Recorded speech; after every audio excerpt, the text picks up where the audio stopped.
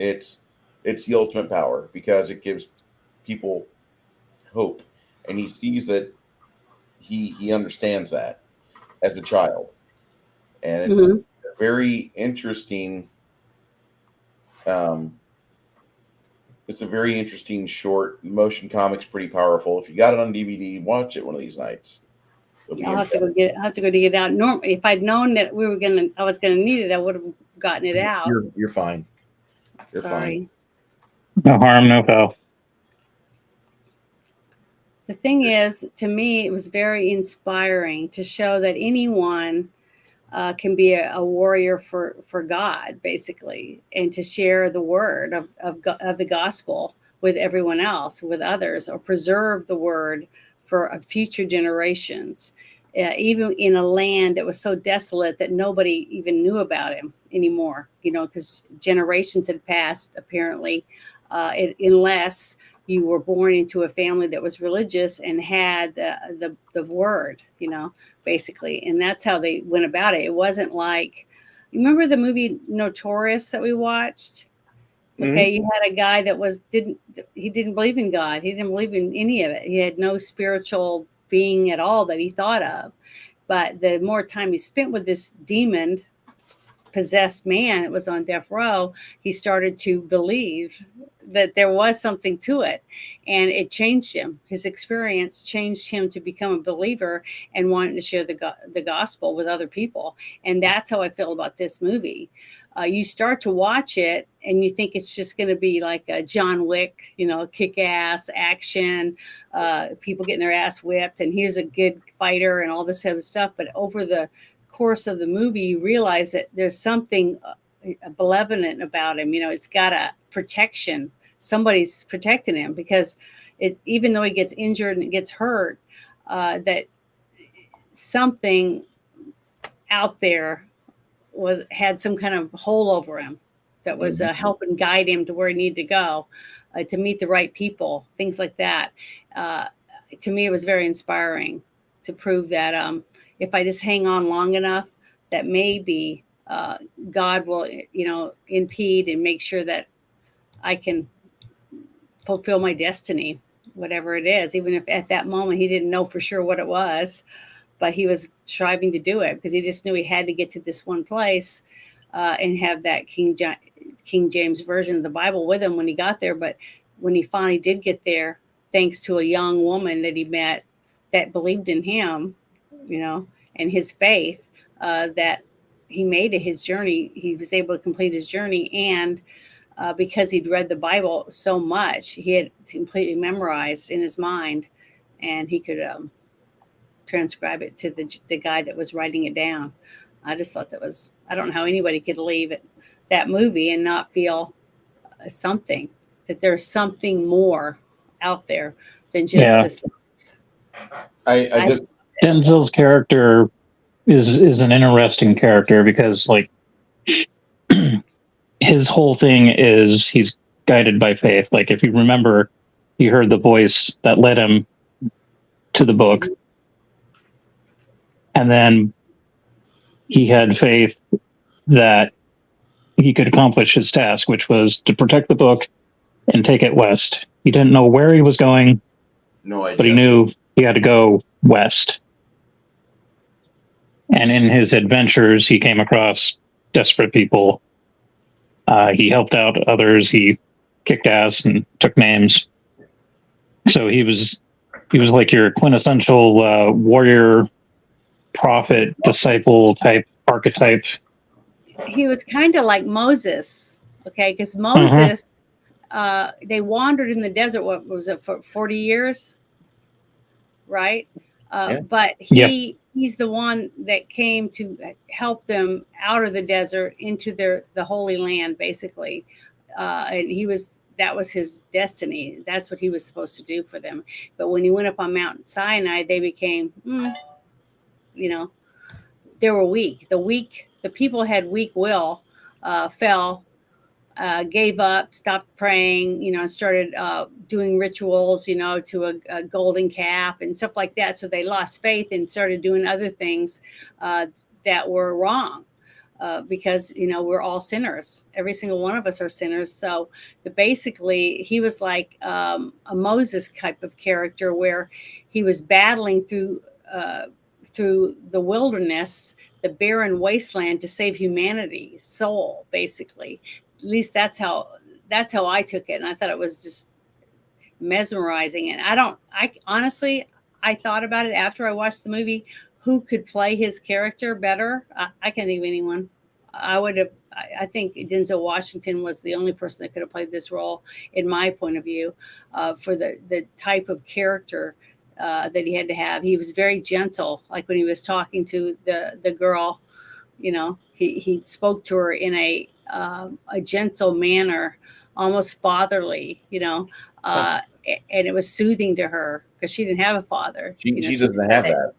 Yeah, she didn't have that. So it was like he knew instantly how he had to speak to people, and he tried to do everything that way. He tried to keep everything as monotone as possible. But then just some people are just assholes, So the fact that he had to fight to protect himself so he could continue on his journey, I think he knew he had the gift of God's power on his side, just like an archangel would, to defend justice, which is the word of God, basically. And that's how I saw that. And the only other person in this movie, until the very end, when you see the man who's waiting for him to transcribe it, because he's religious, you could tell the way he handled him when he got there and stuff, that he believed, in something higher than himself, was the Gary Oldman's character, because he knew the power that he had in that book.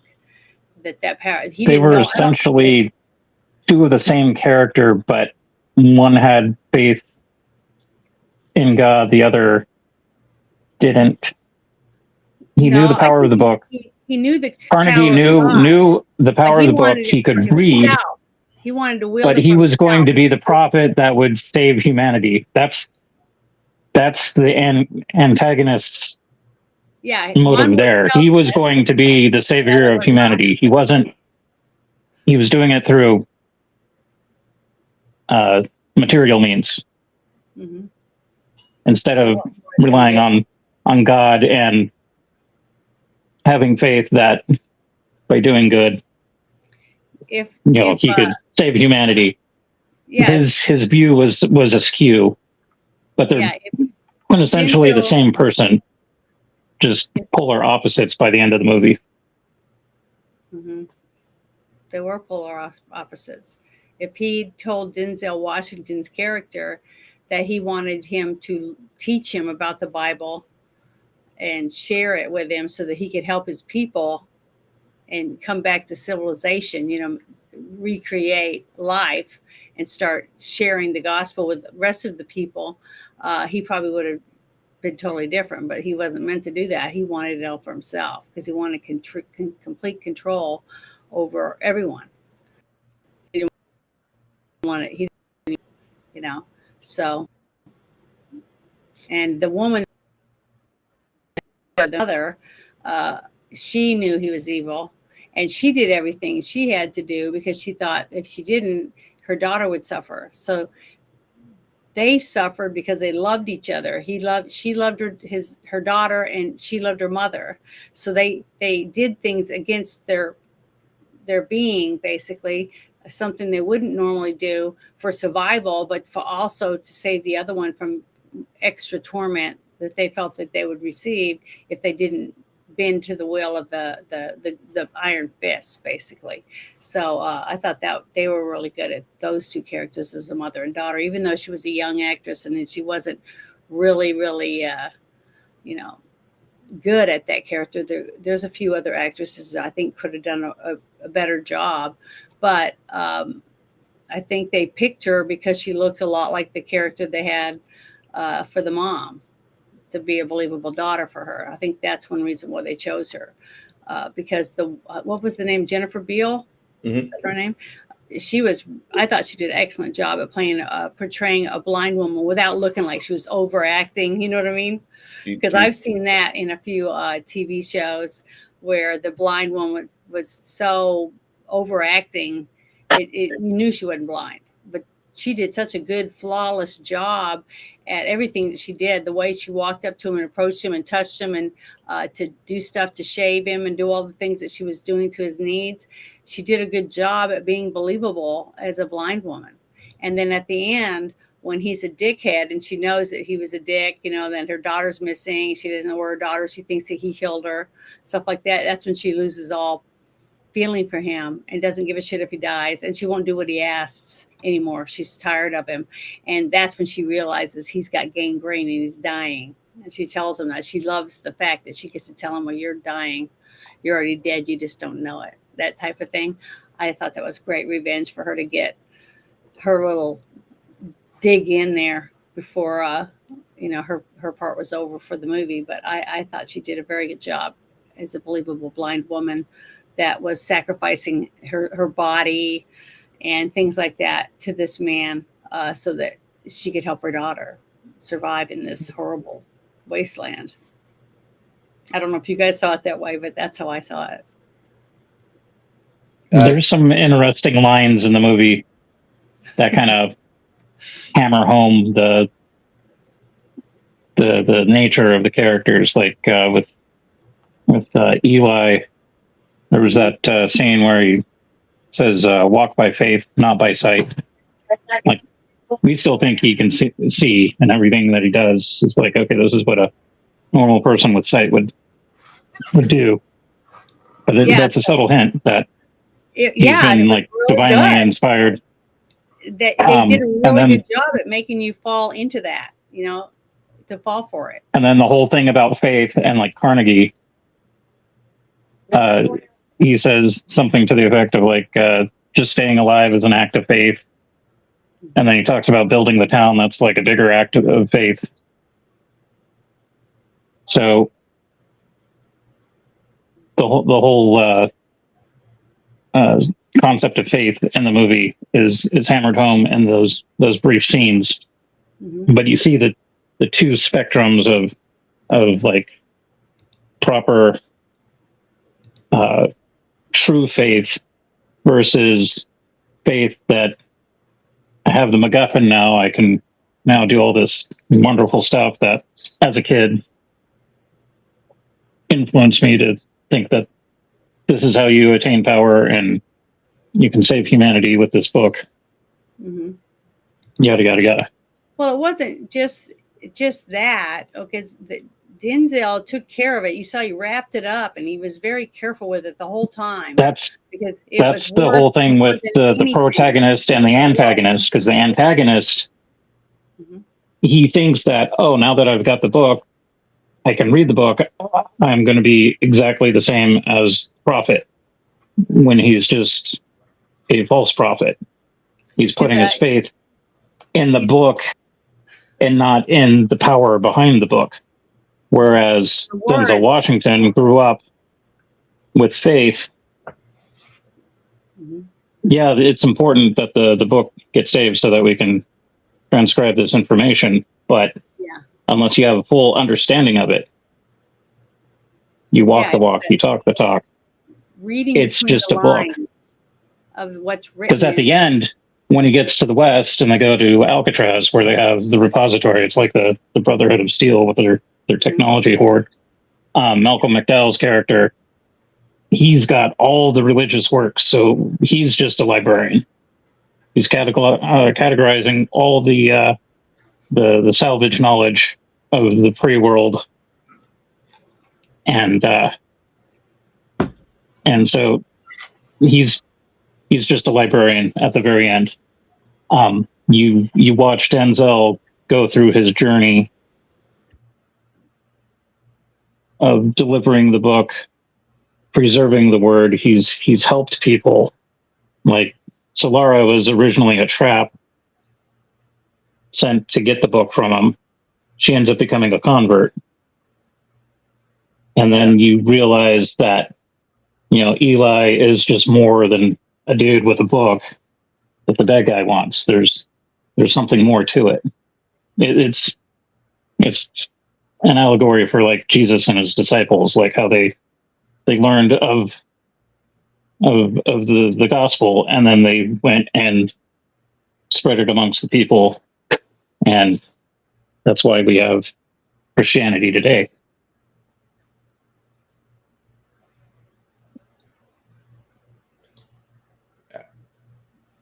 I I just see a lot of parallels with this movie and with the Fallout universe. I haven't played all the way through Fallout 3 yet, but I'm very familiar with the Brotherhood of Steel and the the lore up until like Fallout Tactics, which is where I feel the series kind of ended for me. I don't get into 3, 4, the 76. I'm all right. I really like those games, and I just see the fact that you have this world that is thirsting, is hungry for salvation, for knowledge, and because of that, Eli, tasked with delivering this artifact from the ancient days, Hmm. he's got the ability to show people something that they all need. And then you have Carnegie and all his goons, which they're really not thirsting for it, but it will change their life. It will bring a paradigm shift in what they're doing, and they're not going to have the life they had after they've been exposed to it. Uh, the way that the movie starts off with Solara being a trap at the underpass, and all the thugs there getting getting everything just kicked in. Uh, you're kind of felt to believe that at first this movie is something which it isn't, which it's just going to be Eli play or Denzel Washington plays Fallout 3, and instead it turns out to be a much deeper film than that. I Hmm. like the fact that he's bringing this book. He's blessed with these abilities to bring this book to the modern era that has had nothing like it in the years since it began. Well, And I just I found that there's a lot of aspects of this movie that are really well done. There's some aspects of it that I just find to be a little too cheesy. And maybe that's just my grief with Denzel Washington because he reminds me of like a late stage Fred Williamson. Fred Williamson movies, if you ever watched any of those, there's some of those are really good. Some of them are horribly bad. They're schlock. But Fred Williamson had this deal going into the black exploitation films. I win all my fights, I get all the girls. And that's how every one of those movies is with him. With this movie, it almost seems to kind of mirror that, but there's not the romantic interest between Solara and Eli. In fact, when he's introduced, like you said, Janet, he brings this soothing fatherhood type of mentorship or guidance hmm. into her and other people's lives. Yeah, and what the other thing I wanted to bring up was her character arc, right? She's a young bratty kid that is has no manners, and the only one she's halfway decent to is her mother because she's had no parenting. You know what I mean? She's just basically been a wild kid, Mhm. just growing up in the wild. And because of her mother, it's the only reason why she hasn't been like raped and beaten and become a slave to some man is because of the position the mother had by sleeping with and doing everything for this guy, rubbing his feet, whatever it took, you know. And she's pretty, and she was very pretty, and he and she was blind. Okay, so she couldn't see, so she had at least that gift from God, that the position that she was in, she didn't have to see the horrible man that she had to take care of to save her daughter from who knows what horrible life she would have had if it hadn't been for her mother being beautiful and being able to woo this disgusting tyrant, right? So that you see the selflessness of the mother for her daughter, okay, to protect her. You see a parent that's willing to do whatever it takes to save her child and maybe give her something better in the future and a way out, a way out of the life that most of these people live, right? Because you saw a bunch of the women and stuff and how they were treated earlier in the movie, and then you see her being sent there to Eli because they know that he's a stranger and that he supposedly has something of great value, right? We don't know what it is. We don't know that it's the Bible that he's carrying with him. But she goes there, but because he's so different than anyone she's ever met, he's got a gentle way about him.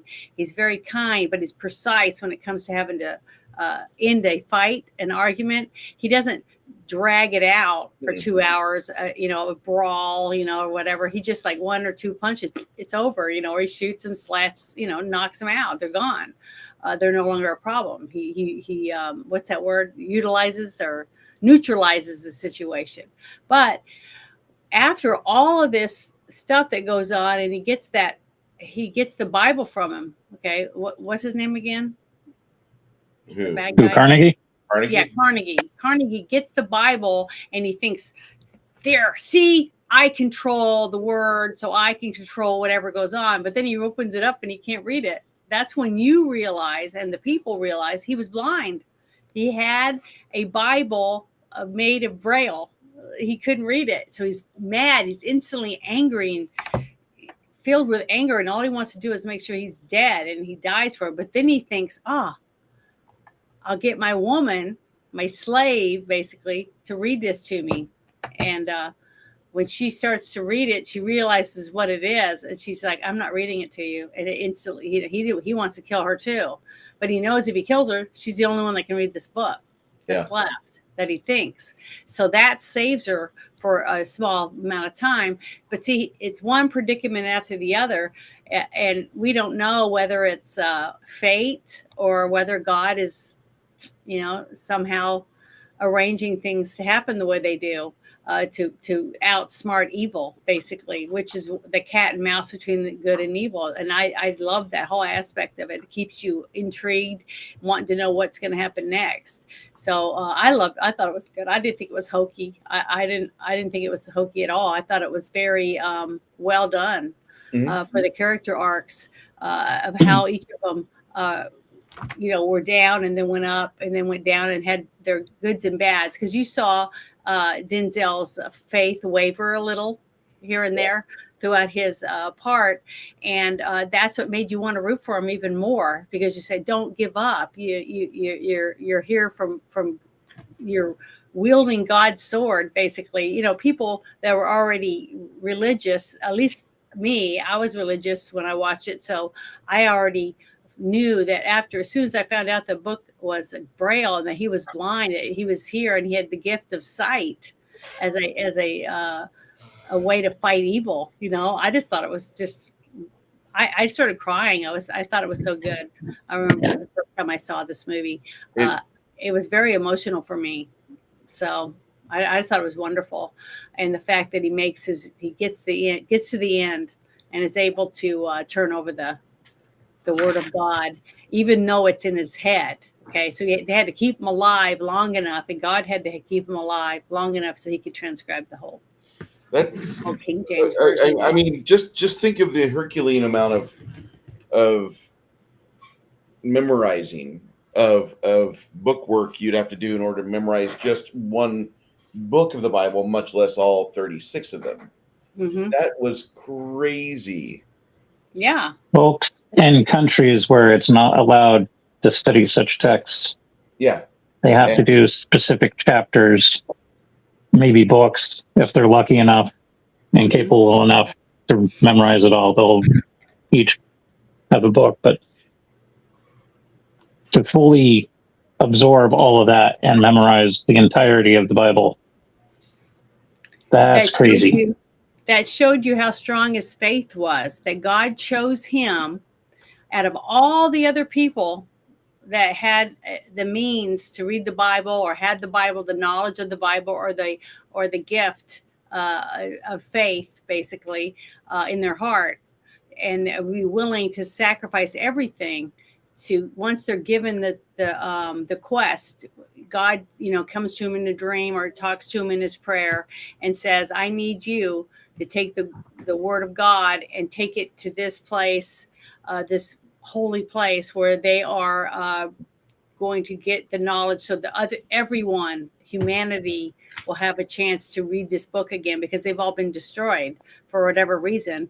We don't know for sure why that happened, but it just happens to be that the only Bible that anyone knows of in the world, basically in this desolate world, is done in Braille. That even a regular person like me wouldn't be able to read it, because unless I had somebody that could read Braille, I would never know what the Word of God is. I'd just be able to hold it and think about what maybe was in there, what wonders I'm missing out on.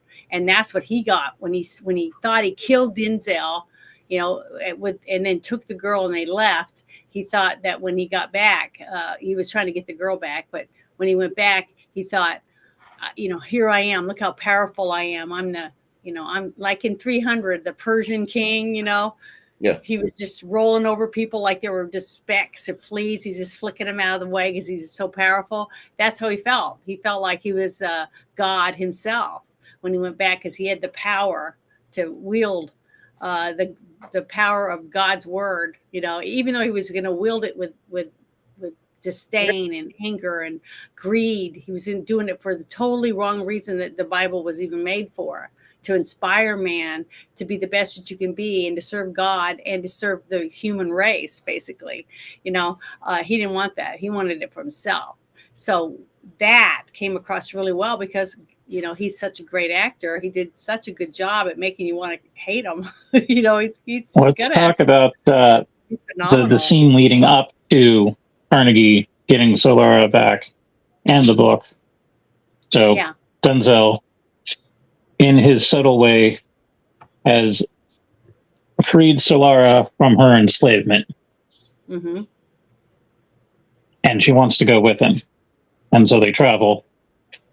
And they end up going to George and Martha's house, which is the classic fallout situation. Mm-hmm. An old elderly couple out in the middle of the wasteland, and they're like, oh, come on up to the porch. And they fall into a pit trap. And then these elderly folks come out, and they're like, you can't be too careful. There's bandits and raiders and cannibals and blah, blah, blah. And so they invite him into the house, and it's your typical rundown shack of a house with the gramophone, and they're playing music. And for the life of me, I forgot what the song was. Because it didn't have any electricity. There wasn't I brain farted the song, but it was a contemporary pop song. Yeah. And they're all playing it like it's an old timey jazz thing, like how Fallout does 20s and 30s music. But I thought it was great. And the whole thing is that like Shakira or something. They weren't very good. They weren't godly people, okay, because of the way they acted and stuff, but they were tough. They were a reminder of the horrors of what the world had become. Yeah. They were a warning. Like, look, they survived. There's bad stuff out there. They offer them sandwiches. Mm-hmm. Where'd they get the meat? But they fought side by side. You know what I mean? Yeah. Carnegie and his men surround the house. Yeah. And in the ensuing gun battle, George and Martha bit the dust because, they were the bad guys. They died. They are the bad people you're supposed to watch out for in this new world. Mm-hmm.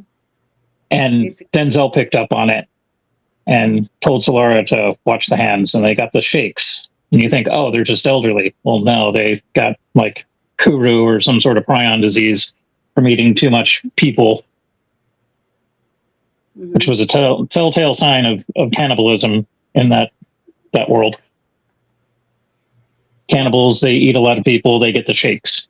Well, and then you go, oh, they're not that. Did you not wonder that when they came up to that, and there's nothing out there? It's a complete desert wasteland, and there's a house, right? And and then you look around, they don't have any chickens, they don't have any goats, they don't have anything. Yeah. So where were they getting food? So that right I've away played was going Fallout, ding, so ding, like ding. strange meat is a thing, and it makes So you yeah, wonder. but I thought they were phenomenal actors, the two that played the husband and wife, because Yeah, it was an awesome they had duo. lived who knows how long, because you don't know how long they've been out there doing that, but they've been successful. They looked pretty healthy. You They know, had the functional pit trap that they reset each time. So like, yeah, they yeah, had their shit down to a T. they successfully survived. They were the what do you, they're the very good preppers. They were, ready to go. They were ready to protect their home, protect each other, and to find whatever food they could to survive.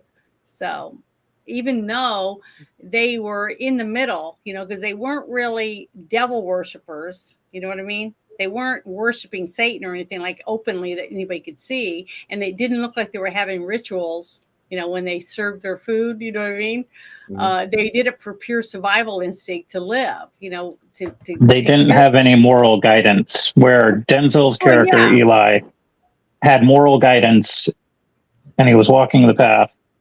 George and Martha are the reminder that the rest of the where world you might be is in without chaos, and you don't guidance. want to be in that situation, and their fate is justified. Yep, very very true. But that's where we could all be if you don't have rules, if you don't have a purpose in your life. Where do you go? Where are you going to end up? What kind of person are you going to be when you do have a family? What are they going to be like if you have no morals, you have no qualms about killing or maiming people, or cutting them up to cook them for dinner? I mean, what kind of person would you be? It was like what was the witch in the little in Hansel and Gretel? She was super nice, and she had all these nice yummy treats that she could eat herself, but instead she wanted to eat kids. You see, there's a whole psycho mess going on in that whole realm. But these people didn't have candies and stuff to eat. They just had people, and after a certain amount of time, they didn't have anything else. So and maybe if a traveler came by that had a backpack with other snacks in it and stuff, they would eat that too. It's just that uh, people were pretty much the only thing left to eat where they were at. And they didn't know whether if they started walking in this direction or the other direction, if they'd even get anywhere before they died of dehydration. You know what I mean? So the fear Mhm. kept them where they were, and they didn't want to You got the die. warlords that are holding the water, and they're trying to hold on to a semblance of Yeah. pre-war civilization, whether it be by fist or whatever. Then you got the people out in the boonies, and meat is meat, so they'll scrounge whatever they can. And then those that are aware of what cannibals become, and they get the shakes and they get the weird mental disorder from Yeah, eating but too much see, people. if she had gone there on her own, if Denzel had died and wasn't there with her, and she'd went there, Oh, she'd be she hot would have lunch. ate. Yeah, she would have been hot lunch, and she would have eaten another person. Started eating another person. I think the So, reason why she survived was because Denzel was there, and they see him as a bigger threat than she was. mhm. Because So, but the thing is, you remember when they started pulling out the couch cushions, and they had the shit ton of guns and everything. Like, mhm, they were loaded for bear.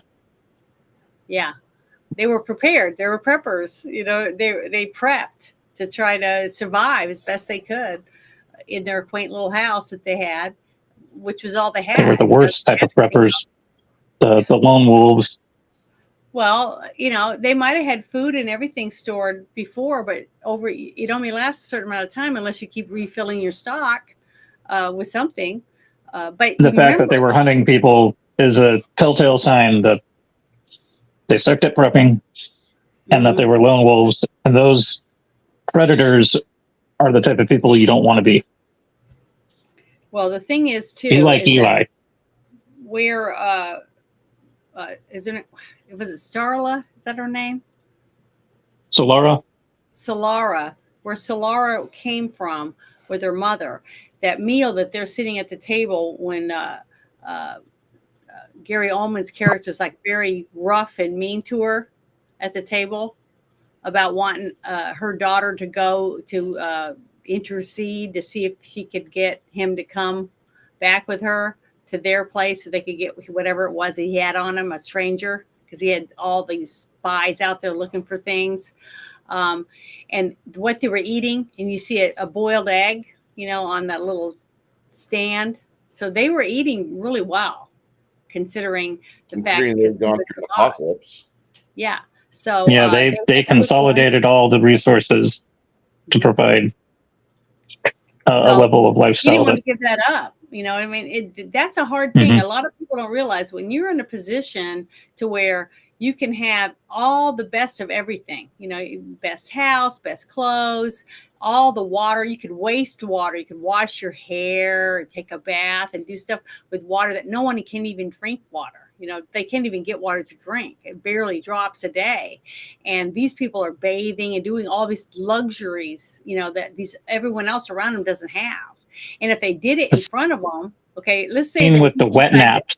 yeah, if he went out and took a shower in front of people, with a little booth and they could see him bathing in water, how long do you think it would take before they would get so upset that they would just, become a mob and kill him? Okay, so he never did it in front. It was always behind closed doors where he indulged in all his yum because that he could, okay, and he knew it, and that was too big of a loss. He couldn't dare to lose that. So he thought when he found out what Denzel Washington he had to have that. He had to have those words to be able to speak for himself because his words were so powerful. The way he put the words together, the way he spoke. Okay. And instead of asking him, can you show me how to do that? He showed compassion or, anything, any kind of kindness, it would have been different. But he didn't. He was greedy. He didn't care. All he cared about was what he could get out of it. And he didn't care about, what Denzel's mission was or anything. All he wanted was the power that he wielded with that book. So he was at all costs, he was going to get that book from him, even though everyone was telling him it's not worth it. Let's just live the way we are, where we're happy. We were doing well. The people were getting water. The community was running and working, and they were slowly getting bigger and bigger. And it wasn't enough for him because his greed was so strong. He didn't want to give up, that he didn't want someone else to have something that he couldn't have. You see what I mean? And it just showed Not you unlike the folks of the Exodus bitching about how they didn't get as good enough food back when they were slaves in Egypt. Yeah. So, some people just don't realize how good it is until they don't have it anymore. And that's a fact of life. You hear that story over and over again from people. You don't know what you have in front of you. You see it every day, but you just kind of go, it's always going to be there. I can reach out and touch it anytime I want. I'm just not interested right now. And then you come back and it's not there anymore. And you're like, what happened? Then you want it again. So you want it back. And you're like, I wish I took care of it. I wish I'd done what I needed to do, but you didn't. It's gone now. It's no longer available to you. And basically that's why I just love this movie. I really, really love this movie. It's one of my favorites because of the story and the way you feel after you watch it. You're renewed in your faith. At least it does for me. It's like, it's not as good. I wouldn't put it on the list as high as The Passion of Christ, but it's got the same story. It makes you feel like a speck. That I don't know. I can't explain it. It just makes It's me in the feel same very glad wheelhouse, that not exactly the same genre, because it's No, post-apocalyptic versus biblical, but it does have biblical undertones, and you'll dig it if you're a person of faith. If you're a person that believes in something more than yourself, I think you'll enjoy this. You'll enjoy this story. You'll enjoy the characters and their stories, and how their stories intertwine with each other and push you along. and want you to care about them. Because remember, one of the first things I ever talked about in any of the times that we've done any of these reviews is how you have to have the viewers want to care about the characters. Because if you have a movie and you don't give a crap about any of them, because none of them are likable, or it's like you're not into it, so the movie is not going to be a hit. It's not something that you're going to go back and see more than once, because you have no feeling towards any of the people in it. They're like, so give a crap. But when you love the hero, or you love the nerd or whatever, and you want to see them achieve something better before the end of the movie, you invest something into them. You want to see them successful. And when you hate someone so much because they're such scumbags, in the movie, you want to see them get their just rewards by the end. So you're enveloped into it. So you want to watch the movie to see what happens to them in the end. That's when you have a good story, and that's when you have very good actors portraying the characters, and it's unfolding in front of you, that you root for someone to win or lose. Just depends. It's either the good guy or the bad guy. Or you might even like both characters. It just depends on the movie. But what was his name? Redgrave, Ray Stevenson's character. He was the right-hand man of Carnegie.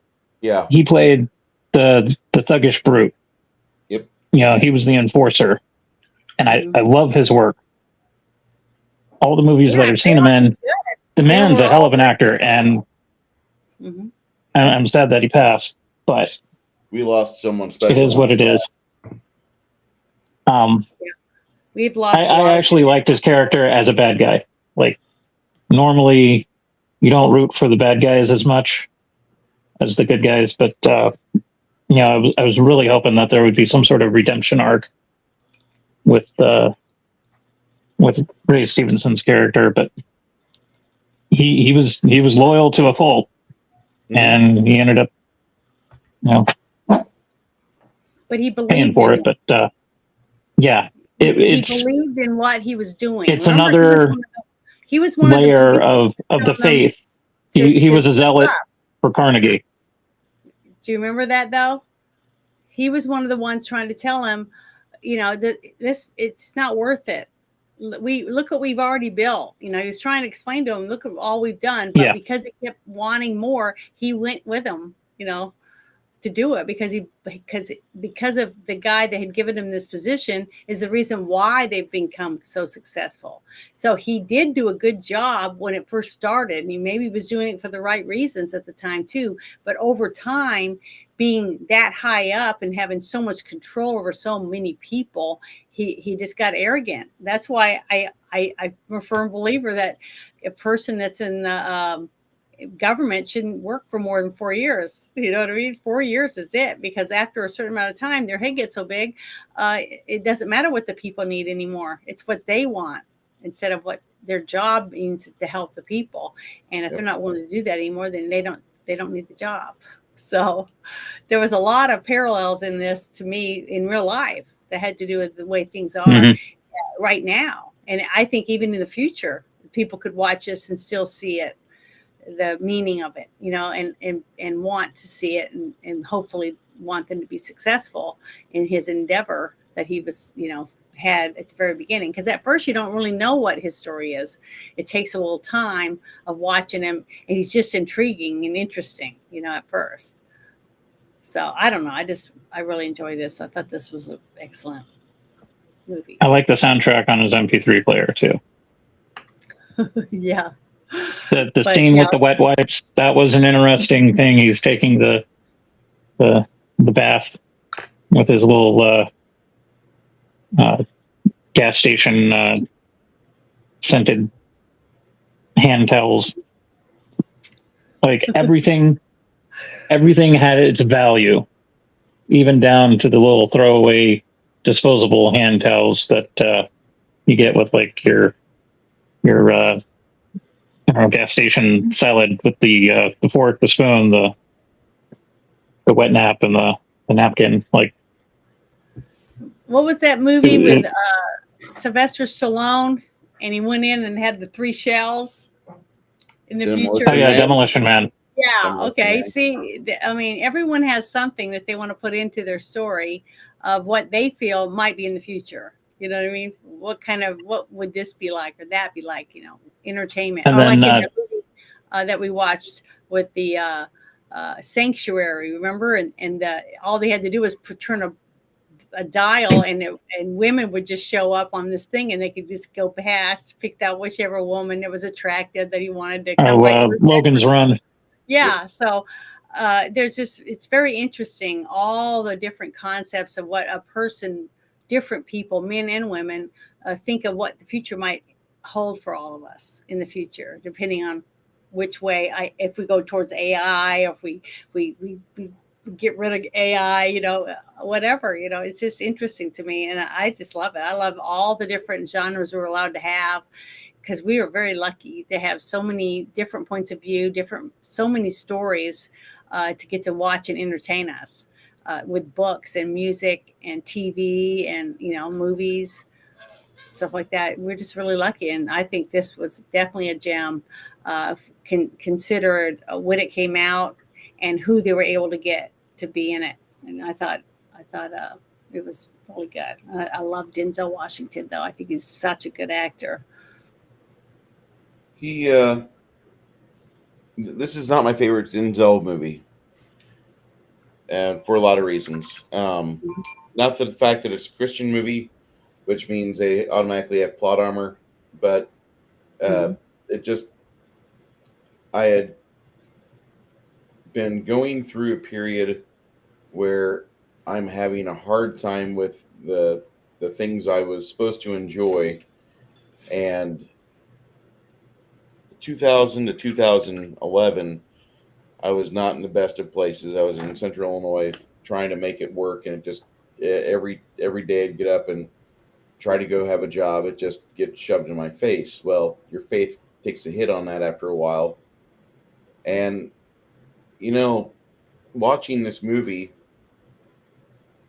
made me wish for an apocalypse, a nuclear one. That way we could just start over. No more credit scores. No, we could have the entire Fight Club ending. Where the credit gets reset, all that shit. We Mhm. have no more worries about the lending and all that crap. And my primary problem was basically where I lived in Illinois. That if you weren't really part of a union, you just weren't going to make it. You were going to be stuck in retail. They don't have manufacturing jobs where I was from. They used Mhm. to. So, like my family being extensively religious, they are a big fan of Christianity. No surprise. And I can only watch so many episodes of Touched by an Angel before I just start regretting hearing the other voice. And away from this movie, away from that time frame when it came out, like I've watched it once since then, and then I moved to Texas. Haven't seen it since I've been in the state till today. Part of it Mhm. today. Um, it's a good movie. Really, really does hold up well. But I can't give it above an 80% because there's some things that I don't like the color grading. I don't need the movie to artificially tell me that the world is like a series of grays and there's no joy in this world. I get that from just how everybody talks to each other, from Bandit to Victim to Carnegie to Eli. I get that. It sells really well. It's like somebody saying, Bruce, Dick Cheney's not going to vote for Donald Trump. You don't got to sell me on this. I'm already voting for Trump. I already Yeah. know it's going to be apocalyptic movie. You don't got to fucking try so hard. And I there were some parts of this But film that I see, I thought can look were past good. that. And the reason I can look past that is because I got to remember I didn't write the script. Okay. And the person who read the script and decided to have some storyboards made would look at it and try to envision what they saw coming from it. See what I mean? It's coming out at them. And then it's in their head, and they go, okay, I got to take what's in my head, and I'm going to put it out there for people to watch it, and see what they think about the story. So basically, that's why, to me, a movie that has the hands-on writer, a person that wrote the script, works with the director, I think it's always better when you do that. Okay, when you're able to do that, whether Most it's from of the a time. novel, yeah, whether it's from a novel or whatever, if they both have the same vision of wanting to see it come to life, it's going to be really good because it's basically the story that they wrote. See, so if you were to read the movie or like the I'm trying to remember one, like damn it, one of the Lord of the Rings or something like that. Okay, and if you were able to have the actual writer in there with you when they made it, I can't even imagine how good it would have turned out. You know what I mean? But that wasn't possible. But they do have family members that own the Tolkien's stuff that do try to make it as close to the realization of what they felt he was writing in his books, because they still cared about his books. They cared that his books were authentic, that they tried to stay as original as possible. Okay. So if you have that aspect and you have a director that sees that vision and wants to see it come to life, it can be breathtaking. I mean, it can be such a good story. But then other times, someone else dabbles in there, puts their 2 cents in, and that's when you start taking away from what the actual vision was supposed to be. Or you get a director that goes in there and says, okay, this is a good story, but I see it way different. This is how I see it.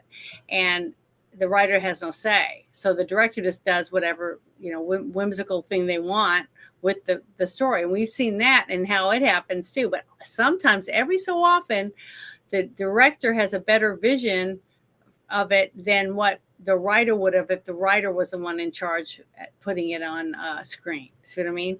So it was their interpretation of what they felt needed for that. So to me, that one little thing doesn't really take that much off from me, from my personal point of view. But I can understand why you probably wouldn't like it. Like me, like that one time you've made a comment about when Liam Neeson was jumping over the fence.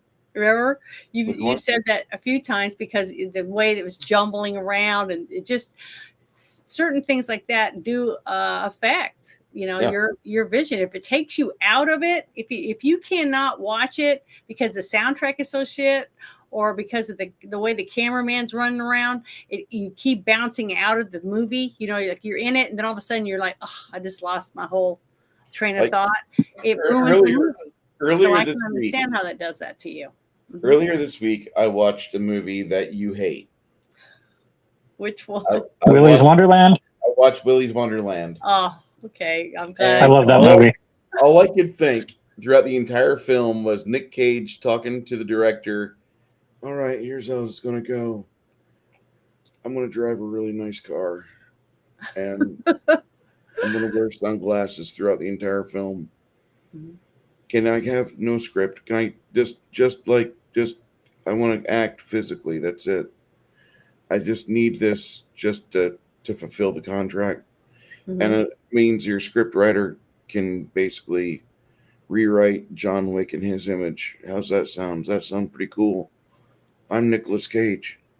I want to drive a nice car. And I could see this. I could see this the entire time I'm watching Willy's Wonderland. It was a paycheck movie. Yeah, it sucked. It wasn't an artistic vision. It wasn't a social commentary. It was, let's fulfill the contract and here's some money. Yeah, I don't know a single person, though, that watched that movie and came out and said, wow, that was a really good movie. It wasn't. It was trash. It was terrible. And it was. If you like Tromaville stuff, then yes. It was really It is a good movie. Oh, that was terrible. Janet, we probably have to go back and watch that movie sometime because I'm Nick Cage. Oh, boy. I think that would be just fun to hear. If Nicolas Cage said he would sit and watch it with me in the theater, I would probably watch it then. I would love to get his commentary on that. But to be honest, watch it with him. But In this scene I here, don't want to like, see it it again. in It was this so scene bad. here, see how my face is twisted up? I had just had a sandwich and I had some GI pain. So I was able to channel that into my discomfort for making the movie. Hmm. That's the entire film. That's the entire goddamn movie right there. Yeah, I that had a is. It was just, it had no purpose. I mean, there was no purpose. The only good scene in the whole thing is, like I said, is the kid's birthday party. That's it. That was the best part of the whole movie to me. The rest of it was nothing but garbage. See, that was my favorite part of the movie too, because I wasn't on set. See, even he agrees with me. It was bad. Did you like it So though? to circle back, Uh-oh. Uh-oh. Uh-oh. to circle back, Hmm. uh, the Book of Eli Hmm. is one of those movies where if you're a person of faith, you're going to like it because there's some allegory going on. If you're not, and you like post-apocalyptic sci-fi, it's got that. If you like the actors, there's a crap ton of actors. Hmm. Mm-hmm. Got a whole slew of really good talent. This movie isn't just like a one-trick pony. It appeals to a bunch of different tastes and sensibilities, and it does it pretty well for something that was, Obama era, not as sophisticated as people in 2024 with our Alkalite and what was the other movie that bombed? Anyhow, Can you bring up a couple pictures of what Yeah. the color scheme was, so you can at least get people to see what it was that you didn't like about the way the color scheme was? And that irritated me throughout the entire film. Yeah, I just see, that's what I I'm just saying. yeah, Once you're taken that out, that you're was not my going to major pet peeve. But see, it didn't bother me at all. I didn't even. Like I the didn't. Omega Man. That's another post-apocalyptic movie that I love, and it's based off of a Richard Matheson story about vampires. I Am Legend, which they made into a weird Will Smith movie, which was okay, wasn't all that great. But Yeah, it was have okay. you ever Movie. seen the colors, Price? The Vincent Price version of I Am Legend or Omega Man is Last Man on Earth is freaking phenomenal. And if you can find it on YouTube, they got the colorized version, which is a little funky. That's great. Black and white. That station wagon pops. It looks desolate. You know what I mean? It makes it look dim and dark. Very. I don't know what the word is. It's like a graphic novel with these photos here. Yeah, almost like a adult comic book or something. But it's doesn't like take away from the movie to me at all.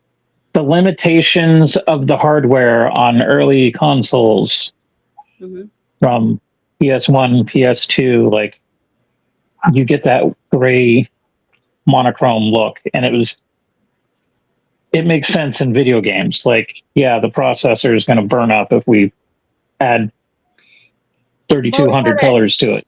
To me, but it in added a film, to the realism of it because it was very, very little bright colors, because you don't have washing machines, you don't have bleach, you don't have a lot of things that people would use to keep your sheets white, and your curtains sparkling. I mean, it was dingy and but dark. To be completely devoid of color. But there's color. Look right there at that picture you're looking at. Most colorful picture in the entire film.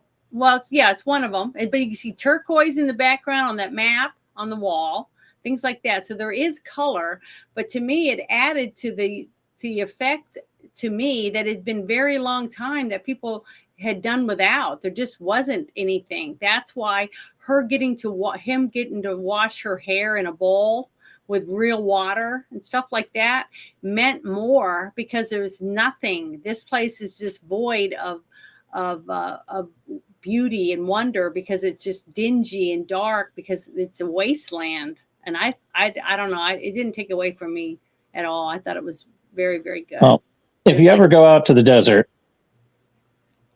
I have been in the there's desert. tons of color in the desert. Yeah, but it's not a wasteland. My pet peeve is that you can do a movie with a bunch of color and still hit the same notes of desolation and post-apocalyptic decay, What entropy. did you see But, the Fallout series? Did you watch it from the game? yeah, and that was one of my pet peeves. Like in Fallout 3, everything is freaking just monochrome. Talking about the series that was on Yeah, TV. I know, but I'm talking about the whole aesthetic. Like, yeah, it matches the game, but the game's aesthetic kind of sucked because, like, this is supposed to be 200 years after the bombs drop. In 200 years, society collapses. We got tribalism and little pockets of civilization, but for fuck's sake, people, like, clean up your trash. But look at the picture right there. This is a picture of behind the scenes, basically, on set. Okay, they're talking and setting scenes up. Okay, the thing is, look around, and that is natural setting of today. There isn't that much difference between that and what they did. All they did was put a filter on to make it a little less bright. It dulls down the colors. See that? To me, it wasn't that bad. What was that movie we watched? And I was talking about the breathtaking paintings and stuff in the background from that movie that we watched with the kids that lived underground or something. City of Lost Children. Yeah, City of Lost Children. It had a dark theme like this too. Very dark comic book look. It was way darker. It was also filmed at night most of the time. Yeah, but it like was the way whole darker than whole thing took off.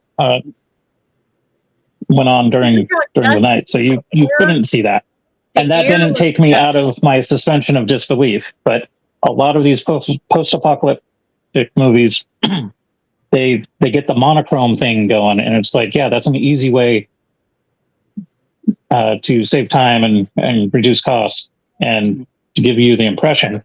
But, like, I'm thinking of it like if I was there in that world and I came across a shopping mall that wasn't completely obliterated, like, would everything be picked completely clean, or would you be able to get something? Well, can I say like a red hoodie? Look at Mars. Have you guys watched any of the rover of Mars?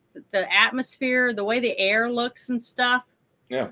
Okay, that's kind of like to me, that's kind of like what I saw, because now, after whatever happened, we don't know for sure whether it was a nuclear war or we don't know.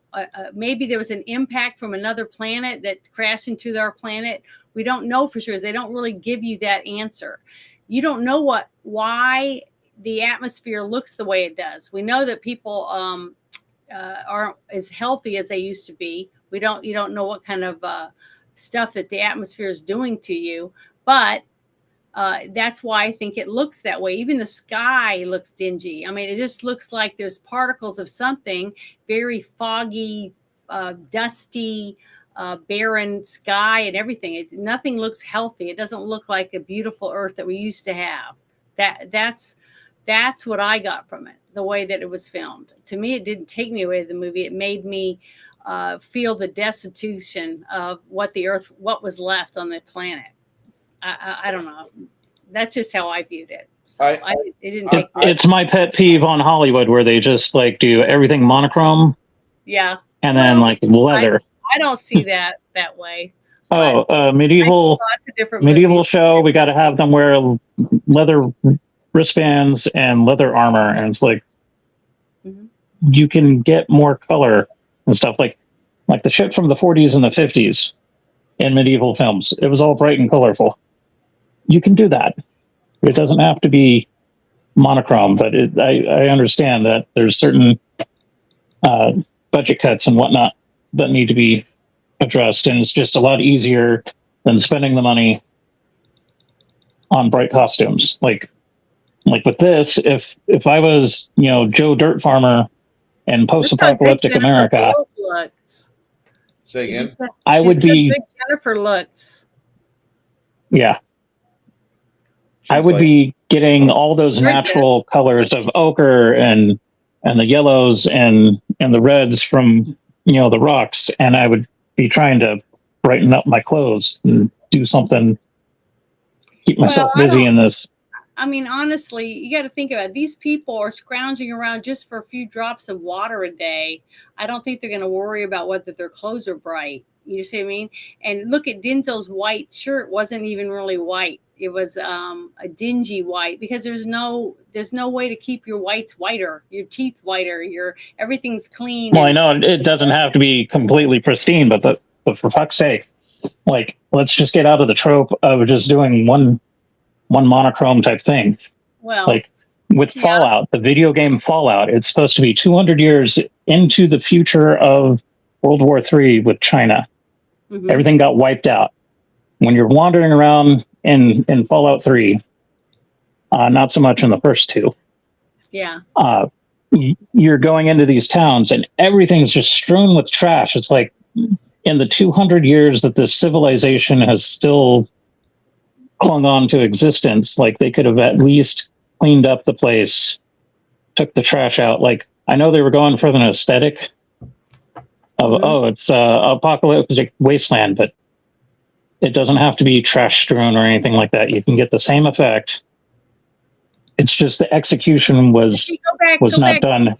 Go back 2 pictures to the street. We see this. Okay, now look at that. It's devastated. It's a town that's been demolished and slowly falling apart, and they can't really fix it because where are they going to get the wood? Where are they going to get the new glass? Where are they going to get the paint to paint?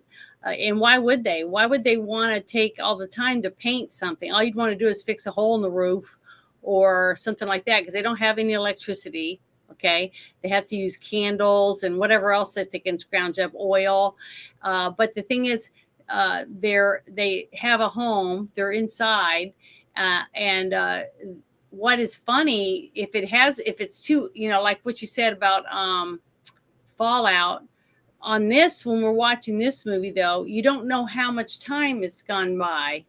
You just know it's been a long time. It's just that they haven't rebuilt society yet. There's not electricity again. There's not like mayors and different people running for office and shit like that. We haven't gotten to Yeah, that. I'm not questioning any of that. I'm just saying that they could have executed it a lot differently. Yeah, I understand what you're saying about it. I can see why some people might not like it, but to me, that didn't affect the movie quality at all. I'm just saying it to me. It didn't take away anything from the movie, from my point of view. I'm not a big fan of filters being put on like as much as I'm going to knock this movie a couple points for the filter, for the monochromish. Yeah. If we ever review MCU movies, Civil War will get like a 40 because of that stuff. Because it looks like it was color graded and filmed in a fucking parking lot. Everything is asphalt colored. Even fucking Iron Man. Iron Man's fucking suit is duller than the red here. It absolute shit. So I mean, I don't like certain things about movies like color grading. I really have a hard time with that. I know that a lot of YouTubers will go through a process of editing the colors because they want things to be more richer than what they are. When I look at this dragon on camera, this dragon looks like it's violet. It's not. It's blue. It's like to me, it's with purple highlights or something every so often.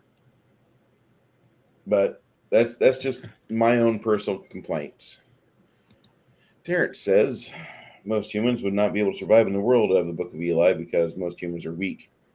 They're used to having structure and a system in place. Yeah, they completely would fall apart. There's nowhere to get their frappuccino in the morning. There's nowhere where they can have like a 75-minute shit, and then like waste 3 rolls of toilet paper on their dainty asshole. Yeah, that's why. And the reality of it is that like probably within 7 days, because like you stop trucking, all the stores will be empty within a week, if not Well, less. once 4 days without water. Yeah, Like, 4 days. People are going to be killing the reality is there's going to be a ton of corpses. Yeah, people will be dying. The stench will be horrible because there'll be people fighting to get water for their families or themselves and taking whatever they can from the weaker people. So the weakest will die out first. The ones that are willing to do whatever it takes to get what they need, they're the ones that'll live. And I hate to say that, but that's the way it is. Like this street right here, this shot that we saw, after whatever happened, okay, to burn up the atmosphere or burn plants or what, to desolate everything the way it is. Society wasn't come back enough to where they felt the need to clean up the roads or anything like that to make it more vehicles be able to use the roads or anything. There's basically no governance. There's no one in charge. So basically, you are the boss of yourself because there is nothing else. And that right there would be a complete blow to so many people that require to be led every day. Yeah. And they wouldn't survive. They would either commit suicide, jump off buildings, go crazy and try to kill a bunch of, mass murder, something like that, so that someone else would kill them. See, that's what would happen. The loss of structure on a lot of people that wouldn't survive. That's why when you look around and you see like what's going on right now with the floods, after the floods, you're seeing people that are from the rural areas going out and helping, cutting down trees, clearing out roads, taking food. They're doing all the things for themselves, okay, saving animals, doing all that. And people in a city, if something like that happened, they'd be sitting around waiting for someone to save them. Well, you know what I mean? Coming soon, right? Yeah, and that's what's going to be really drastically different when there's very few people that are self-sufficient in the cities compared to people that live out more rural areas, have things and do things for themselves. I like the fact that he was a hunter and he could fire an arrow. I like that. Mm-hmm. He had skills and he was blind. So you got to remember that too. He had God's sight. I just loved it. I thought it was so good. Such a good, just the story was just phenomenal. It was a very well told journey for humanity, basically. The whole thing. At first, I wasn't too kip on it, and the second time I watched it, it was a little bit better. It was very palatable. But the first time I watched it, I would have graded it like a 60 because I just did not want to hear like, oh, he's got plot armor. Why? Because God's protecting him. What? I would have been kind of like. Who told you that? You got that from watching it? I got that from watching it, and my best friend at the time, Zine, Eric, forget his last name. He's moved into Alabama somewhere, but him and I had a discussion about the movie, and so I did a rewatch on it like 2 months later, and the movie made a little bit more sense and actually flowed better. Just because I was being too critical on the first time I watched it. I know that sounds antithetical for like a guy that was 38, but like I was just butthurt and watching this movie, and then when I find out, wait, he's carrying the Bible with him. Well, no wonder he. And then when I got hold of it the second time, I looked at the lore, I looked at the background of things, I watched all the extra stuff I could find on the DVD, and I did all these things because I wanted to know if I could enjoy this film. And I stopped looking at it like this is a movie. Like, no, Bruce, pretend this is like a post-apocalyptic game prep or something. And it worked a lot better in that aspect because it made a lot more sense that this movie could conceivably happen. See, do you dream, Bruce? Do you have dreams? Yeah, of course, yes. Okay, well, not everybody has dreams. I've got lots of friends that dream in black and white. They don't even have, and they say they don't smell anything in their dreams. They dream in black and white, different things like that. So a lot of how your creativity level is depending on the types of dreams that you have, the types of personality you have, all kinds of aspects affect those things. And to me, almost every time I watch a movie, it's almost like I'm dreaming. It's like if I saw this in my dream, what would I think about it? You know what I mean? Sometimes it's going to be a nightmare. Other times it's going to be a love story or a comedy or a musical or whatever. But basically, that's how I envision movies. I watch it as if I don't try to make it realistic, you know what I mean, in any way. Really, I'd look at it, it is a dream, or it's just a man-made movie. It's a story, it's a book coming to life, that aspect, and try not to take it so seriously. Even though, just like I do see the movie that you watched the other day, and I tried to vision it the same way, and I just could not stomach it. So it is. I understand what you're saying. There's certain things in a movie that you might not be able to stomach. You just go, I just can't get past that one thing. I just can't watch it. Janet, so everyone is allowed to have that. When Janet comes to San Antonio, I guess we're not going to go to Chuck E. Cheese's, are we? No, I like Chuck E. Cheese. I just didn't like him. I didn't like his movie. I just didn't like his acting. I can't believe that somebody like me. I'm Nick Cage. I was almost Superman. If I had my choice, I would rather go to Bullwinkle's, but they went out of business. Because playing those cartoons 24/7 at that place was expensive, apparently. But it was way cleaner than Chuck E. Cheese. I don't really like pizza that much, so I don't eat that much pizza. I think it's because I have a gluten intolerance, and my body must have knew it, so it just never made me crave it. I just don't eat a lot of spaghetti. I don't eat a lot of any of that stuff that has gluten in it. So, and I don't eat at all now. So. We're gonna figure out something to do with Janet. Okay. I'm finding bread and stuff that doesn't have it. Six Nations. Sergeant Kabuki Man, NYPD. You should watch that. If you can sit through that. Lady. Well, send me the link to it on Discord, and I'll try to watch it.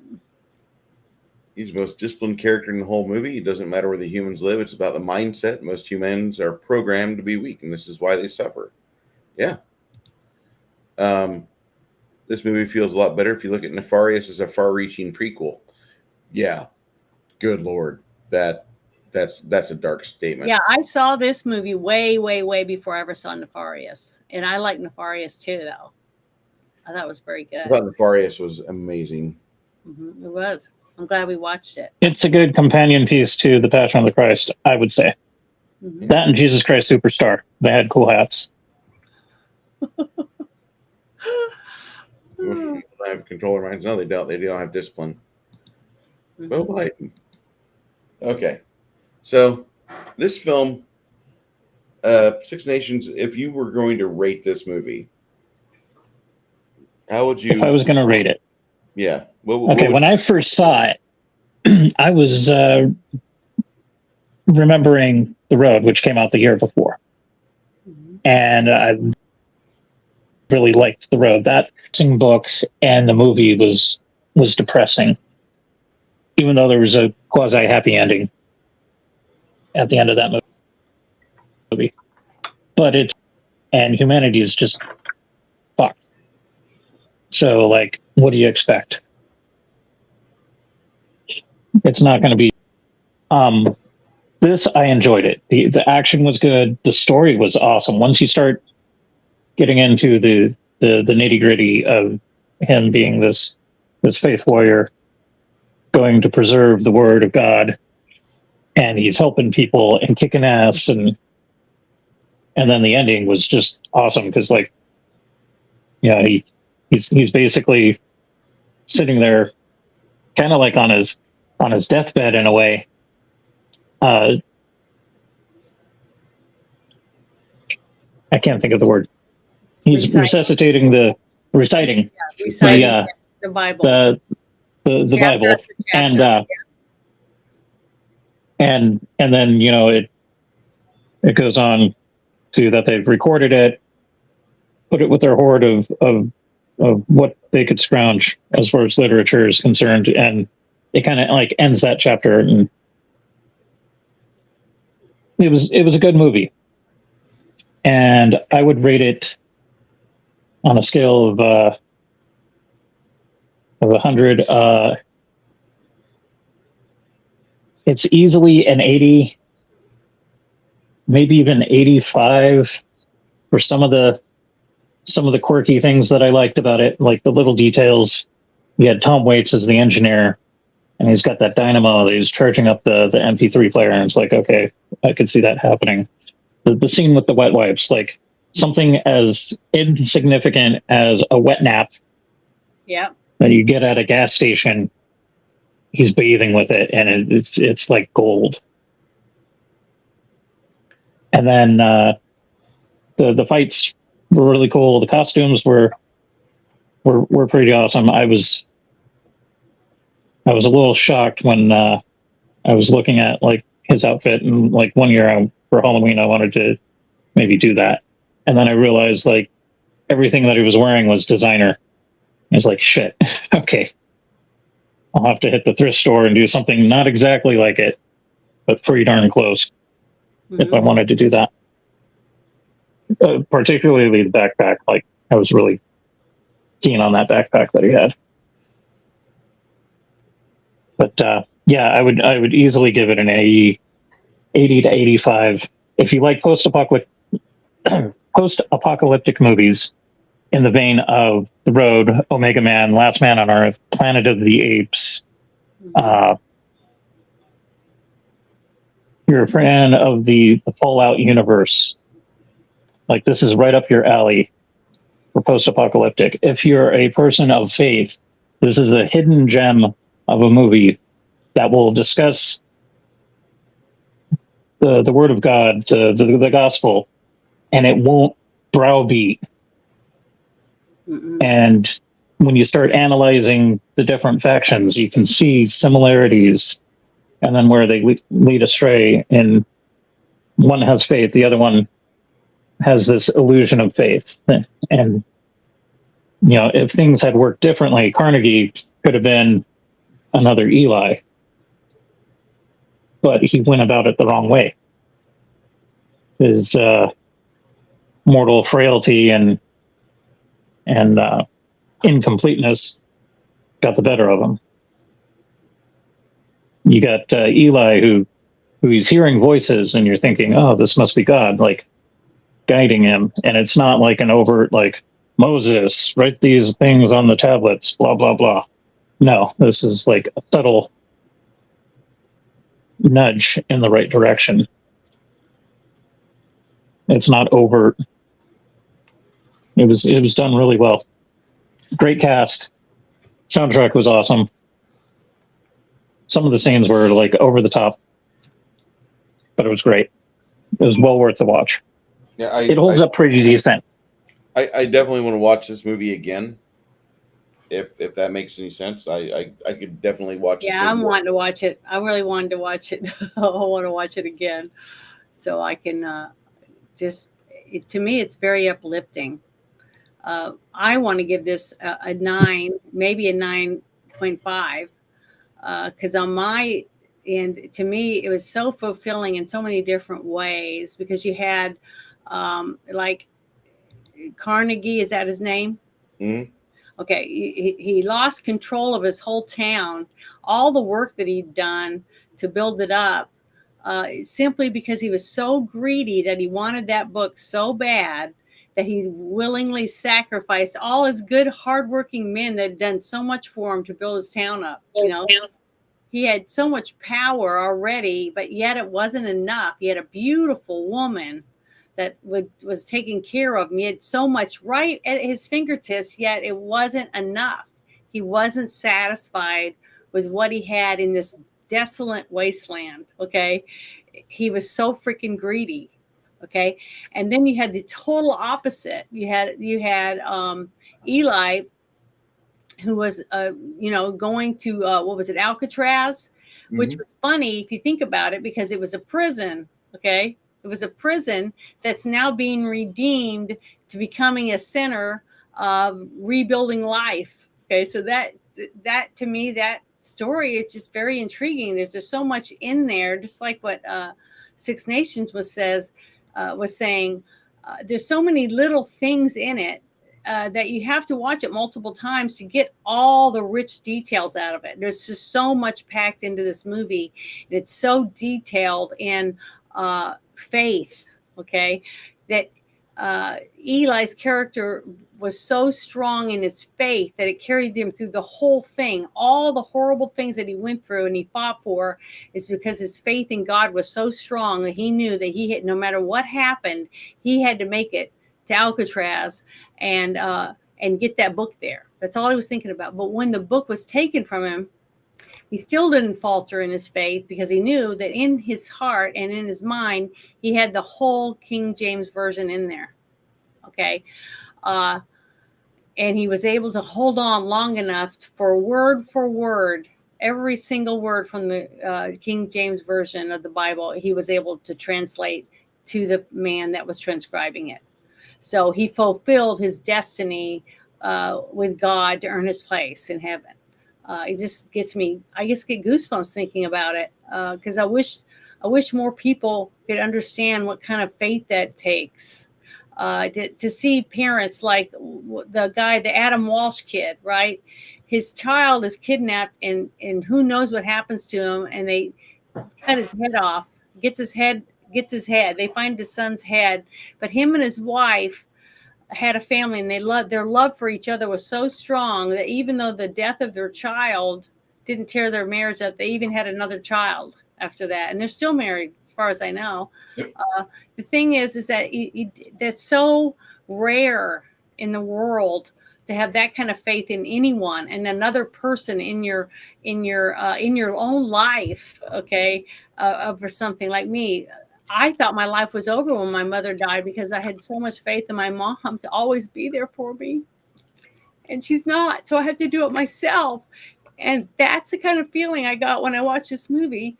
The faith that he had in his heart and in his soul was so strong that it made him achieve all his goals to make sure that he finished what he was asked to do.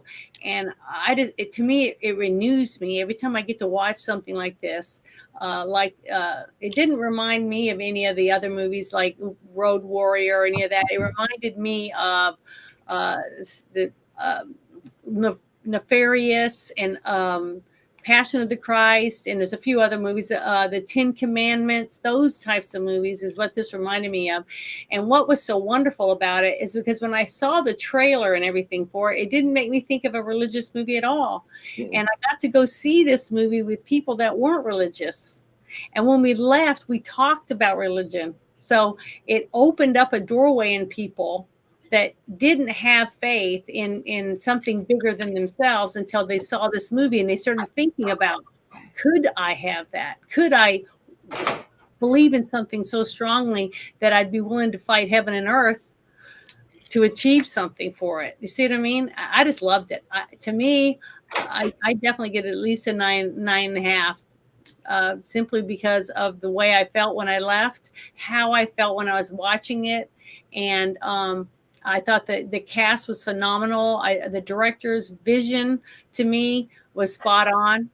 Even though you guys didn't like the colors or whatever, I felt it pulled me in even more to give me that desolate feeling when I'm watching it of all the people. They're basically lost souls. They're just traveling around. They have nothing. They have nothing to live for. They have no need. And that's why when you get to finally go to the town with them and you get to see the mother and the daughter and the love that they have for each other, they're both sacrificing to the same man of different things to do for him to help the other one not get it so bad. I don't know. I can't explain it any different than that, but that to me is this movie. Any person that's in an area in their life where they need something, this is a good movie to open up doorways for you to realize that you can do it. You can make it.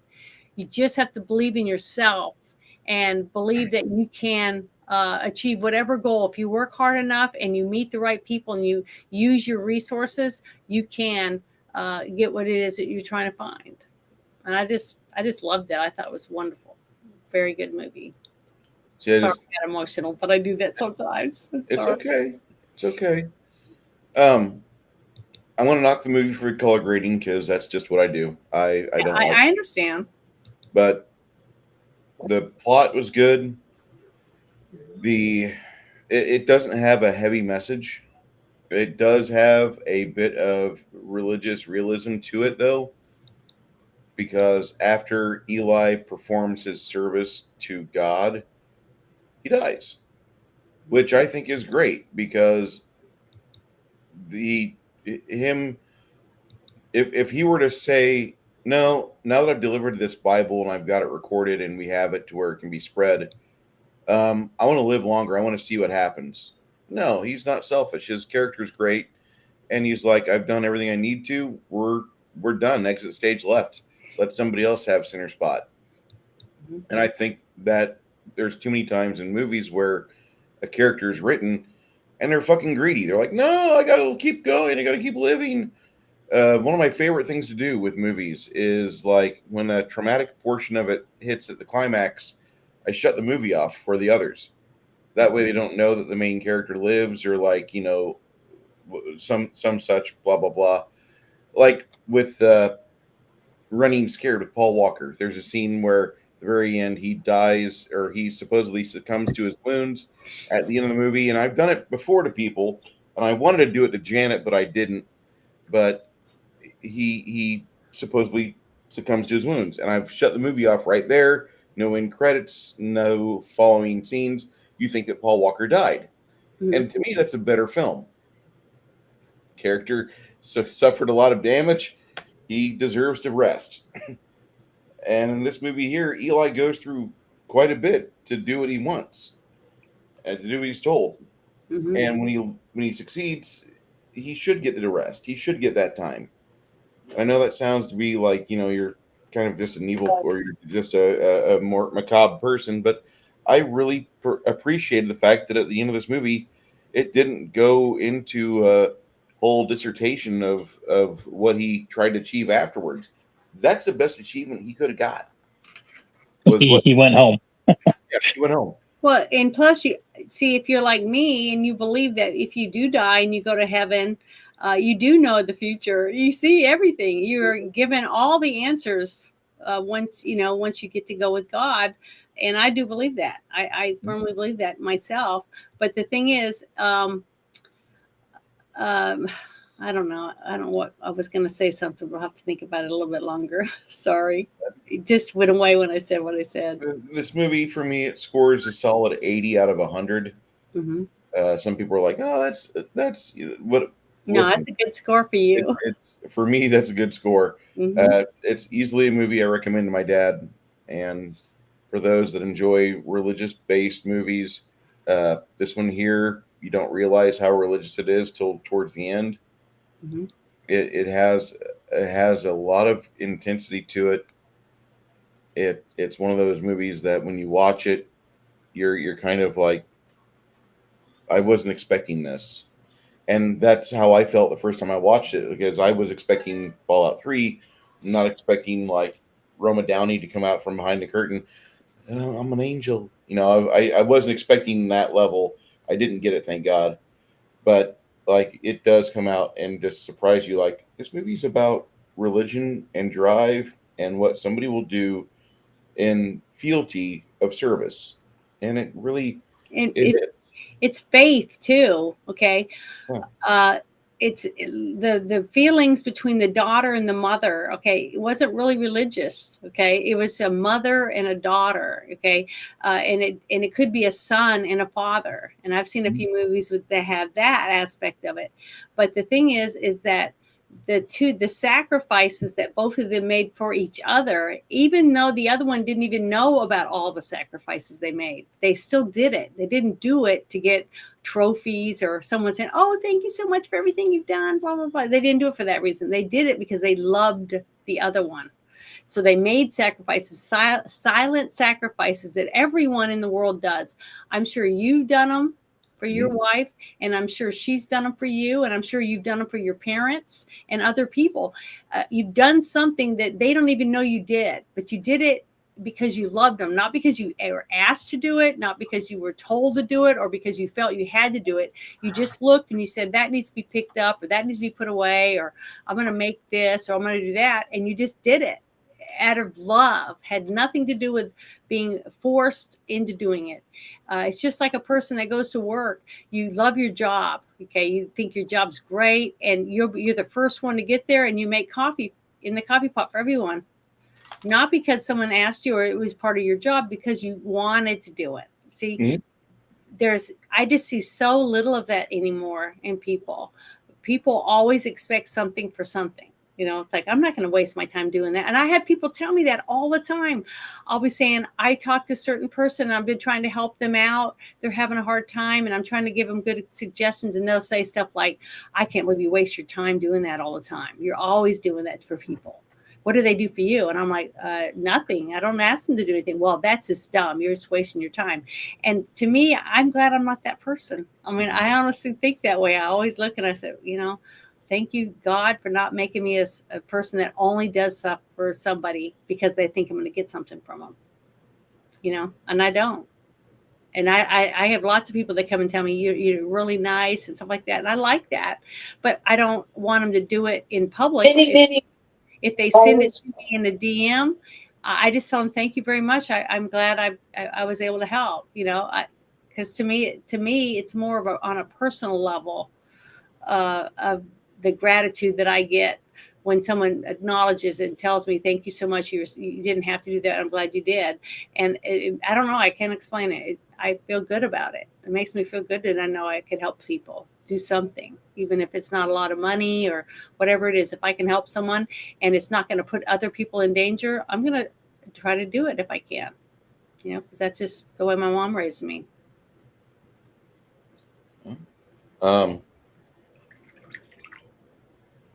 Six Nations, do you have any closing statements?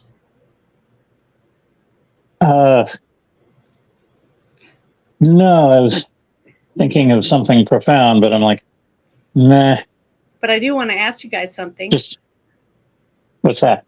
If the way that this movie ended, it was sad that he died, but I felt a sense of I don't know, of closure. And I felt good for him because he succeeded in his goal, in his what he was supposed to finish. His journey was over because he finished his quest, right, for God.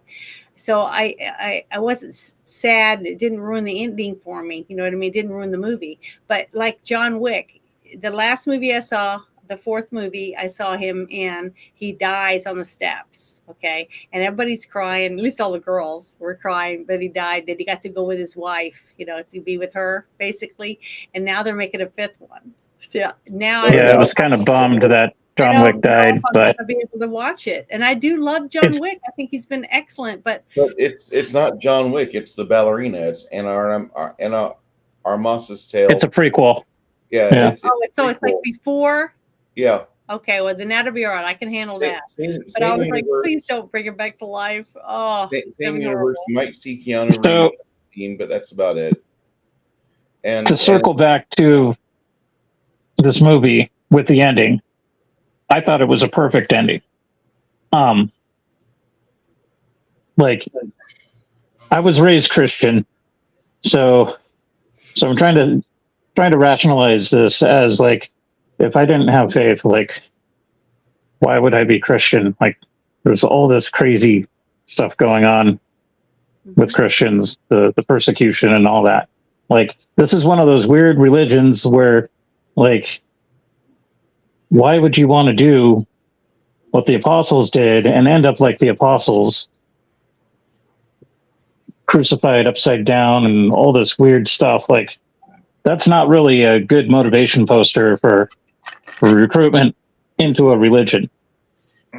Being a person of faith and realizing that this world is imperfect and not permanent, that there's something beyond this first life. Mm-hmm. We die the first death and we're reborn. Yeah, there you go. We get to go to heaven where, like, there's a new earth and everything is the way that it should be. Like, that's way cooler than the death and starvation and wars and just the general nastiness of people being cruel to one another. Mm-hmm. And so seeing him fulfill his task and then kick the bucket, I was thinking, oh, he's gone home. He's done his job. He's got his reward. The rest of us schmucks who are left in this world, well, we'll have to carry the torch and wait till our ticket is punched and we get to go home. That was one of the things Hopefully, I really loved about the ending, since you said that part. When he's laying there and you see him laying back and he's still reciting, but they're washing his feet, and they've got him all yeah, cleaned up, and they put him in new clothes, and he just they're getting him prepared for his death, to go to eternal life, basically, and he's still reciting, and I just love that. It's very emotional, but wonderful at the same time. yeah, it just reminded me that the world's a scary place, but there's better things out there. You just got to be aware of it. That's Have why faith. sometimes I believe it when people say it's hell on earth, because we really are in hell right now. I think that most of our people can say that about what goes on, that this is what's preparing you for the choice at the end. Do you want more hell or do you want heaven? And I don't know why anyone would want to go to heaven.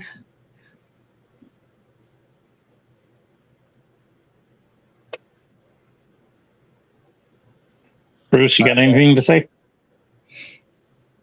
I don't know. I just thought the timing of watching this movie with the collapse of society, especially on the East Coast. Mm-hmm.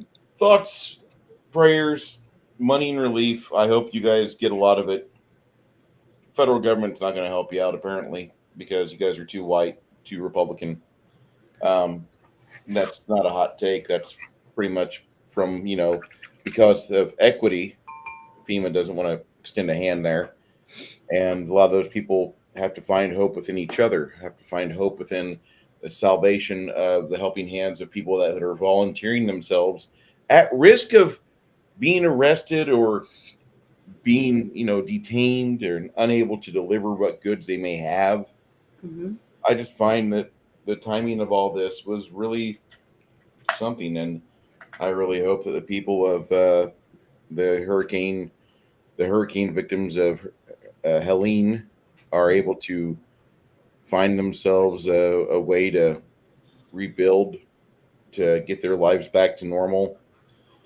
Mm-hmm. And then I hope we build a big ditch and we fill it with fucking politicians from both sides, because the Uniparty's fucking piece of shit and we deserve better than this. Well, I don't one give of the reasons why, when I asked you to put this on the list, was because I was thinking about in the direction that we seem to be going with this administration, and I can't say anything about other countries because I don't really know. I don't live there, and but I can only go by what I see, and what I read, and a few friends that I have in other countries that I've talked to about how things are going on in their country, and they don't seem to be doing any better than No, us. they're not. In fact, they're kind of doing the suicide jump first, and then we see them commit suicide, and then we line up on the cliff, and like 1, 2, 3, here we go.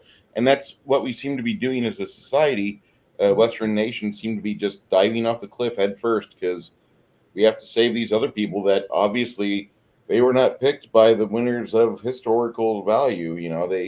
They just for the past 500 years, instead of developing plumbing and like running water and electricity and knowing what broadband internet is, they've decided to just continue to wage war. Hey, you've got an AK-47, I'll buy a crate of those so I can kill my neighbors off and the next tribe. I really think those will help our society drive forward, so I can have my bushel of grain. What are you talking about? Hamburgers and bread? No, I just need wheat. I'm going to eat wheat for a living. And I don't feel sorry for saying I hate the third world and I hate people that perpetuate third worlds, because I really hate third worlds. Like I went to this church in Peoria, Crossroads, on the north side of town, and they always had these. Uh, I was not in a good position to donate money because I didn't have it to donate. It's kind of a necessity. If you have money to donate, you should, but you don't give like the things away that you otherwise need to survive yourself, because then you stop. Don't give away your truck. That's how you get to work and back. And so they would always ask for like donations or help. Hey, we're going to Haiti. And I'd look at Haiti, I look photos of Haiti and Dominican Republic, and I'm like, those guys can apply for asylum and just come here, and they could start life anew and learn how to do trades and be physical laborers, and they could do things and compete with us for jobs, and they could just improve their life that way. But if they stay there, the NGOs, the people that are running the bullshit, aren't going to let them get universities put down and HVAC schools and plumbing schools. They're going to perpetuate their style of misery, because that's what third world countries do. It's a sham that the UN does, where they say we're going to give relief, and they take millions of dollars, and then they might give out $100,000 and like a busload of students to go and do something, and nothing happens. Surprisingly enough, nothing gets built, nothing gets constructed, no materials get sent there. But yet we're still going to have misery in third world countries, and I don't like third world countries. Like, if I was in a third world country, I'd be a swimming motherfucker. California almost looks like one. It does, and the bad thing is, a friend of mine just came out of LA, and he said that LA is terrible because it's like you're walking on grease. You're walking on the sidewalks, which are impacted with human feces and trash, restaurant waste, needles, and he says you're walking and you realize that you need to go buy another set of shoes or boots, because you can't wear this stuff to your job and then go outside your job and travel to and from your hotel or wherever you're staying at, because it's fucking misery. So I guess maybe today's takeaway is, if you're a politician, I just hate you. I fucking hate everything about you. And I hope you lose your job, and I hope you get fucking thrown in a wood chipper. And I hope we dance around it and have celebrations, because that's what I fucking want.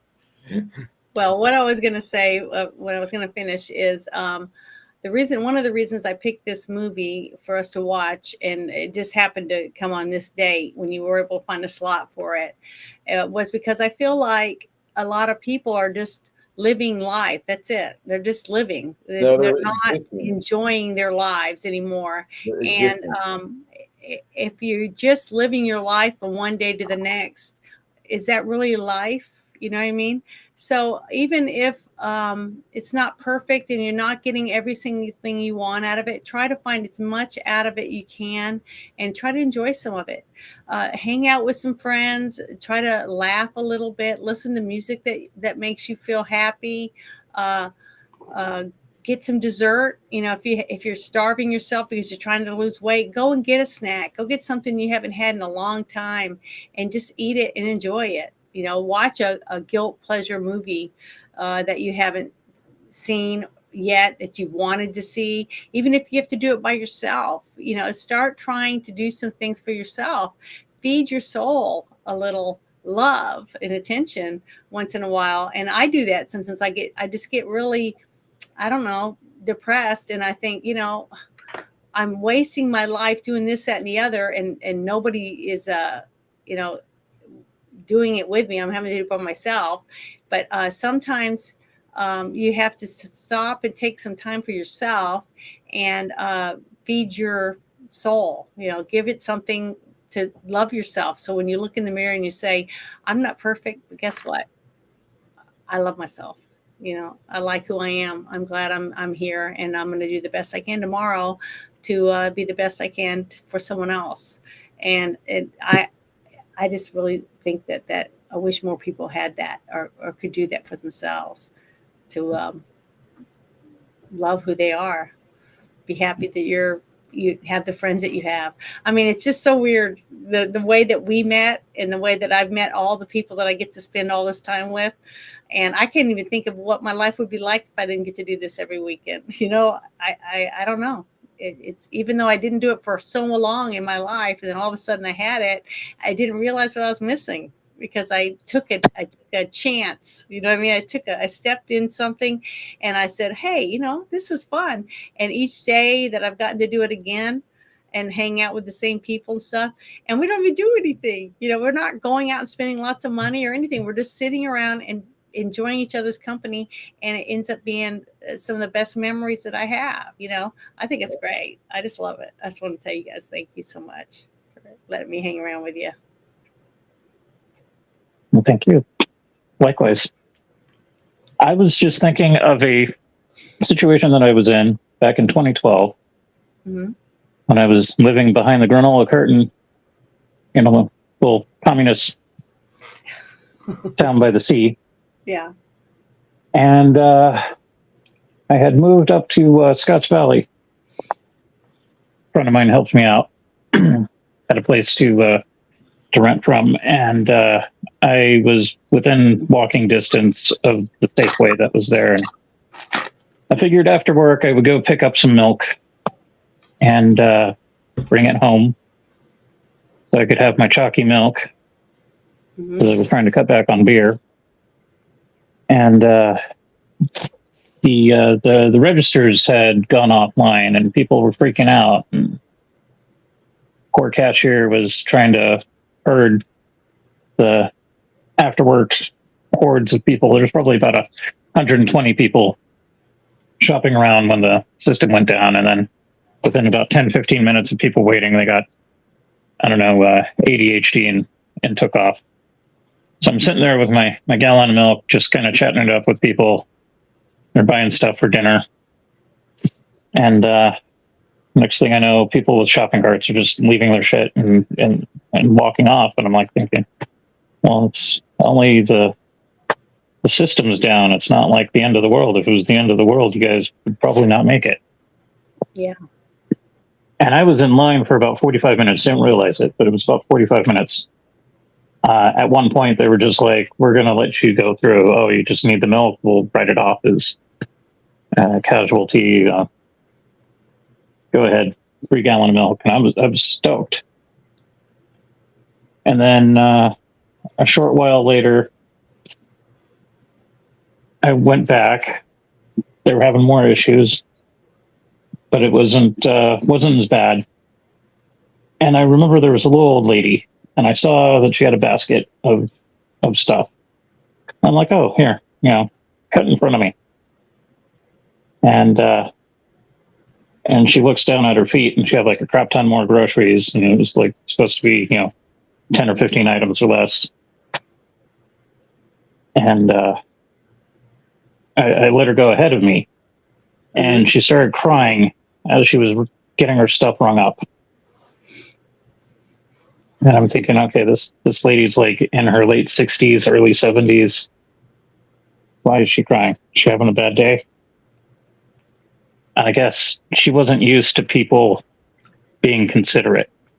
Like that little act of kindness that I did, letting her cut in front of me with like my 3 or 4 items in line.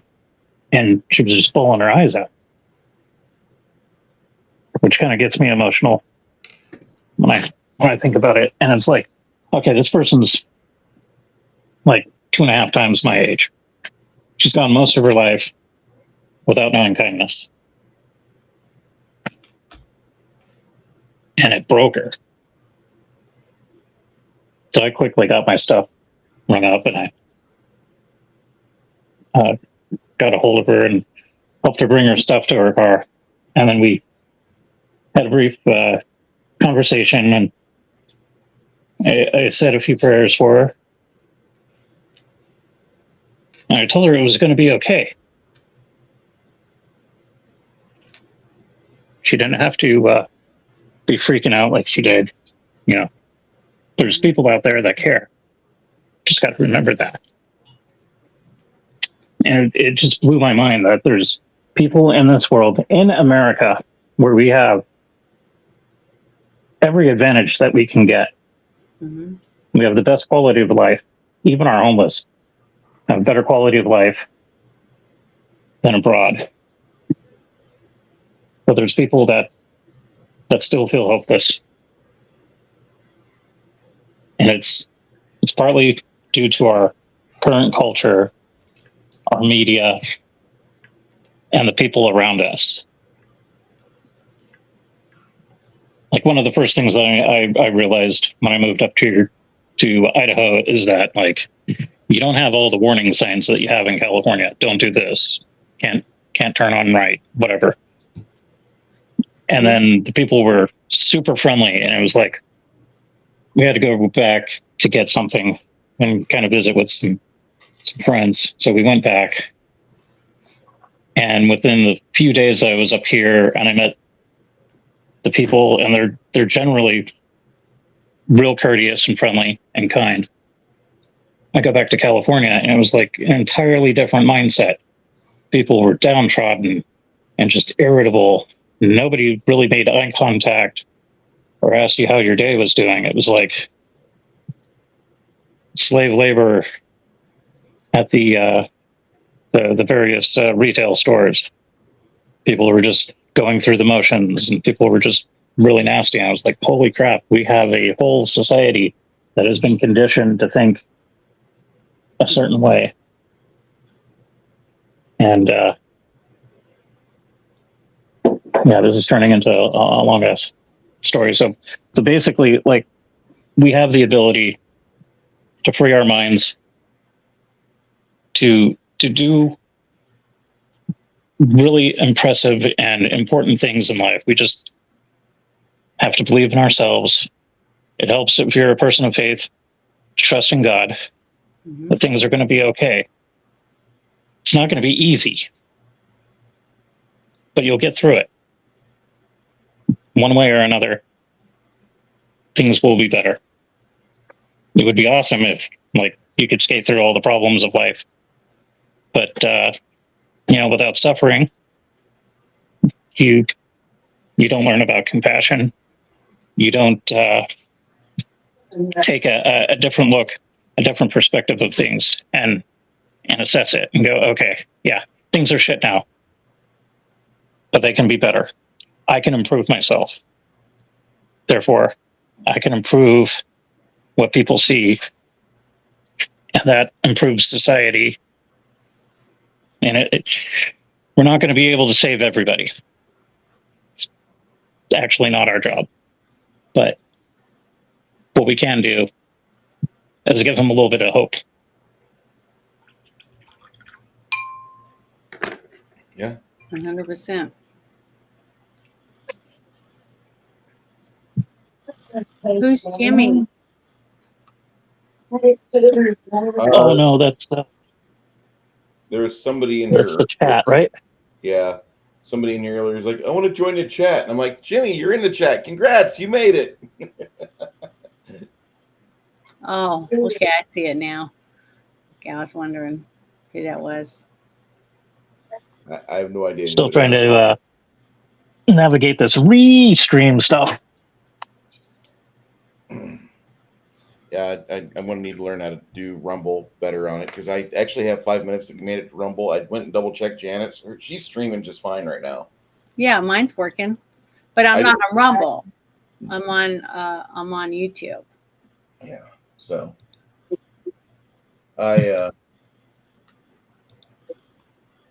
next week it's the I'm going to be looking for a way for me to get a hold of Ghostbusters Afterlife. That way we can have Mikey Sue's 4 on here. And he can probably defend that movie, because I absolutely fucking 2-starred the shit out of it when I first watched it. I hated every aspect of that movie. I liked it. Well, that's good. I haven't seen it. I liked it. But what I saw on TV and then heard the reviews, I was like, I don't know if I really want to watch it, because the first one was awesome. The second one was okay. It wasn't horrible, but it wasn't nearly as good as the first. And then this, with Harold Ramis being, passed away, like, did they do him justice? I don't know. His son was involved in it, and I thought he did his dad justice. Ivan Reitman passed it on to his son to direct, and I'll let you know. I thought it was good closure. I enjoyed it. I can't wait to see it again. I'm ready to watch it. They're and wear my Ghostbuster outfit. they're trying to make another fucking movie, which I won't see that one, and I didn't see the one with the women either, so I didn't put any money into it. That doesn't exist. So The yeah, real, the real Ghostbusters 3 was released on Xbox back in 2006 or 5 and was a I really had it good. on PC. It was good. Yeah, it was good. It was solid.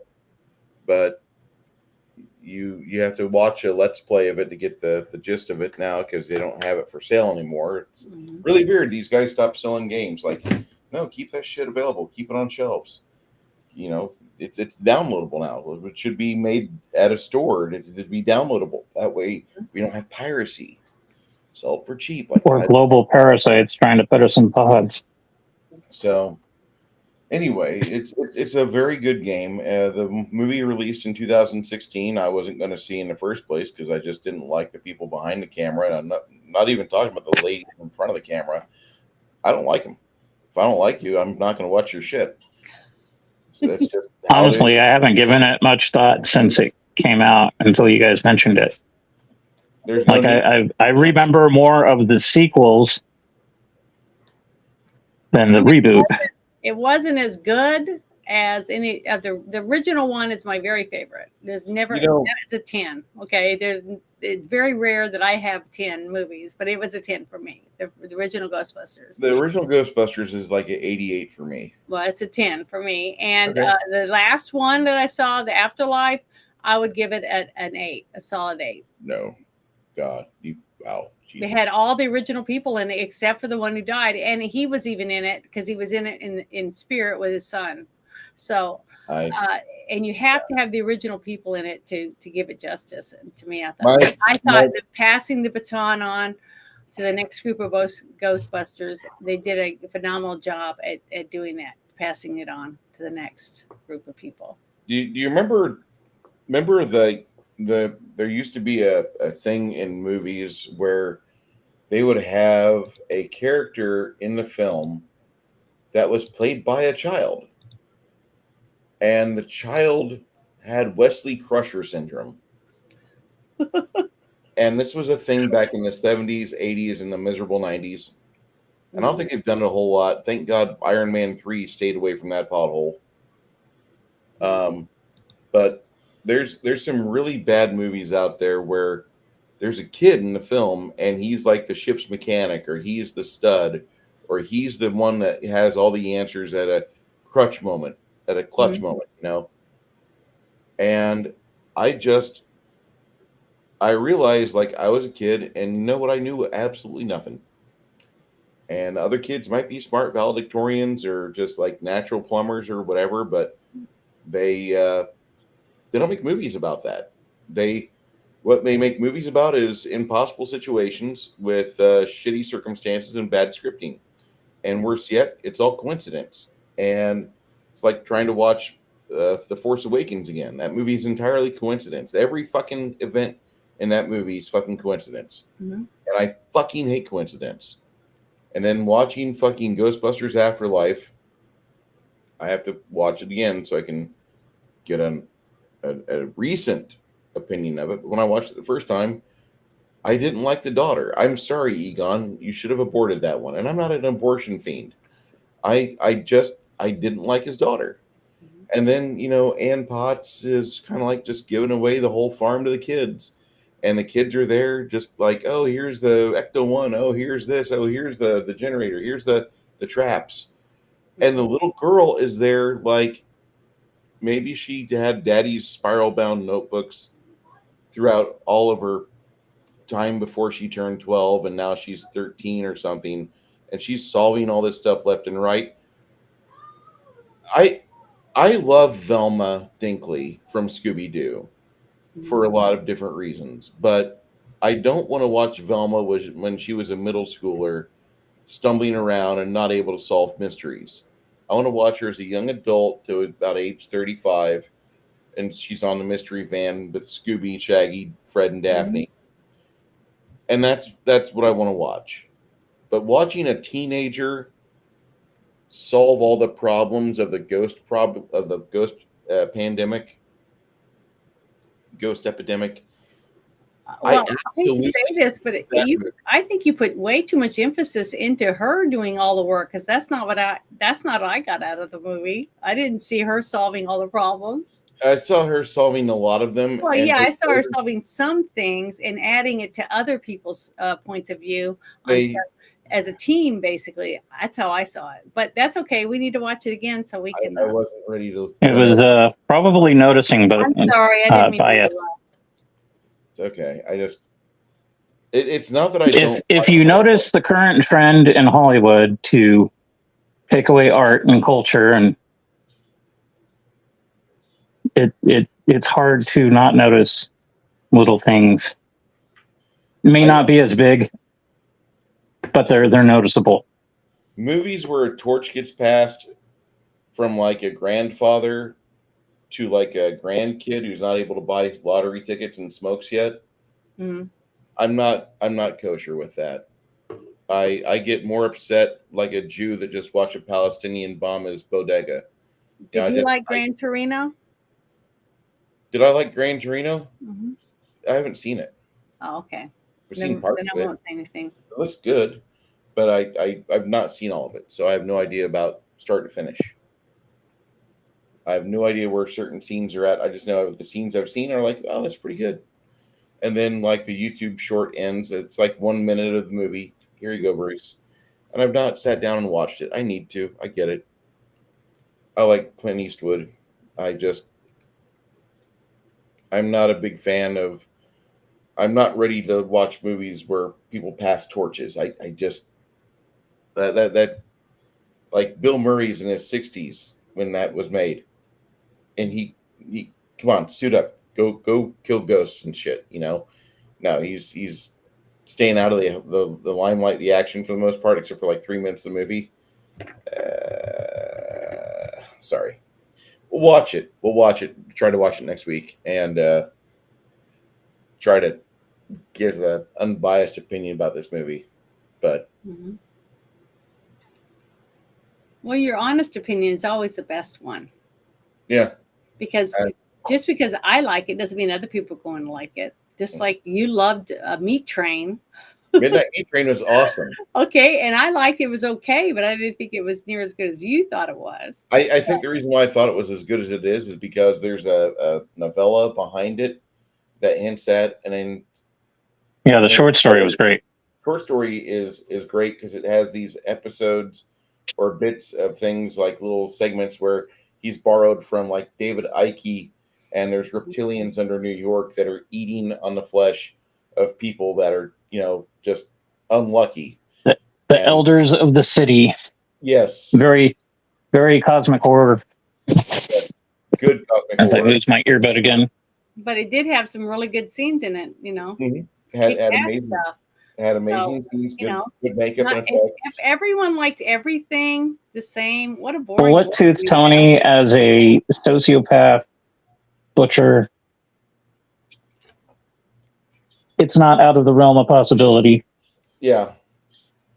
I found that movie to be far more enjoyable than anything I've seen in a long time. And I out of all the cosmic horror movies that have come out, that's probably my favorite. There is a new short that I found called Gnosis, and I don't know if you guys saw it, but I put it in Discord. Yeah, that was pretty decent. Fucking 10 minutes, and I love shorts.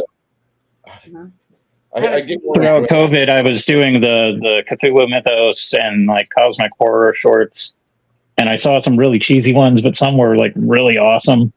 And I'm thinking, if only Hollywood could have the same passion as these indie directors. Yeah. And not worry about budget or anything like that, but like the content, story, the characters, just put something out other than, oh, we don't want to lose money, so we're going to rehash the same shit we got rights for. We have the ability to make the same Robin Hood movie every 10 years. Yeah. Like the one made with Kevin Costner and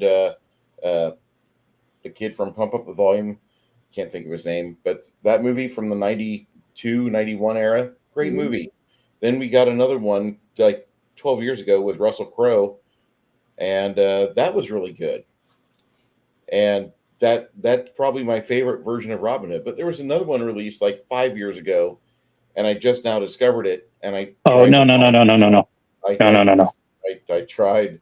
I, I tried to watch it, and I ended up like wanting to stab the television because it just I I didn't see It's it. not Robin Hood. it's not Robin Hood. That's all I'm going to say. Like I started watching it, and within like the first 20 minutes, I had said to myself like, go find the IMDb and start doxing these people. They need to not have a job. That was the bad Bruce, bad Bruce thinking with whiskey, bad Bruce. But I I seriously got so fucking pissed. I shut the movie off like 36 minutes in, and I went and I watched Willy's Wonderland after that. And because I was buzzed, I was talking like Nick Cage throughout the entire viewing of it, which actually I should have just like recorded that and just published it. Just like, here you go. I've added some content, and just to fuck with the YouTube algorithm, or Rumble algorithm, and I would have had fun with that. But I really enjoyed that, and I didn't mean to torture Janet today with too much Nick Cage impersonation. No, it's Janet, okay. It didn't torture me. It's just we're gonna funny. It's we're just gonna that it's still a sucky movie. It's a piece of shit. that movie was so But it's good. nice Though. that somebody made money off of it, I guess. I was able to pay my house note for 3 months, Janet. Yeah. I Oh, was I was able to pay for he was 45 stoned, I bet, days, the whole time he was doing it. 45 days of tax payments because I let Wesley Snipes do my 1040 easy. Mhm. Fucking I loved it. I absolutely loved, and I love schlock. Like there's nothing See, worse. there's movies for everyone. There are some really bad movies out there that anybody can enjoy, and you guys, I hope there's a brand of movie for you. One of these There days, is. Janet and I are going to delve into Steven Seagal movies. Uh, that's Stan Kelly's that's going to be a shopping. double-edged sword because there's some great movies, and then there's some schlock, You and have then you just want to drink. Under Siege is over here. The fat Steven Seagal who fights in a chair over here. I know, it's sad. He is a world-famous sniper. Damn it! Yes, he's 550 pounds on a chair that can only hold 150. Like, I know I'm But he's fat, fighting terrorists, and that's good, I'm right? not that fat. And I don't try to wear fucking camouflage tints either. I mean, he had fucking like 12 magazines. He's so big. He put 12 magazines around, and it fit. I'm like, good God, the most we ever can Meal see. Team 6. But the fact that he's still able to make a movie No, he's because he not. still has people that Doesn't want mean that he should make a movie. Not. the fact Just that he because you can do a thing. wanting to produce a movie that he is in, that's a good sign. That means that they still find him That Jeff Goldblum bankable. speech is completely appropriate when talking about Steven Seagal movies. Okay, just because we could doesn't mean we should. Well, I said the same thing about Willy's Wonderland or whatever it was called. But no, there's been okay. Steven Seagal movies are down here. A quarter rung up are the Nick Cage movies here, and in fact, Nick Cage, you can actually disseminate his works. Like there's good big budget Hollywood movies. He's doing indie. He's branching out in his craft, and then there's the I got taxes to pay movies, and he doesn't lie about it. He does his thing.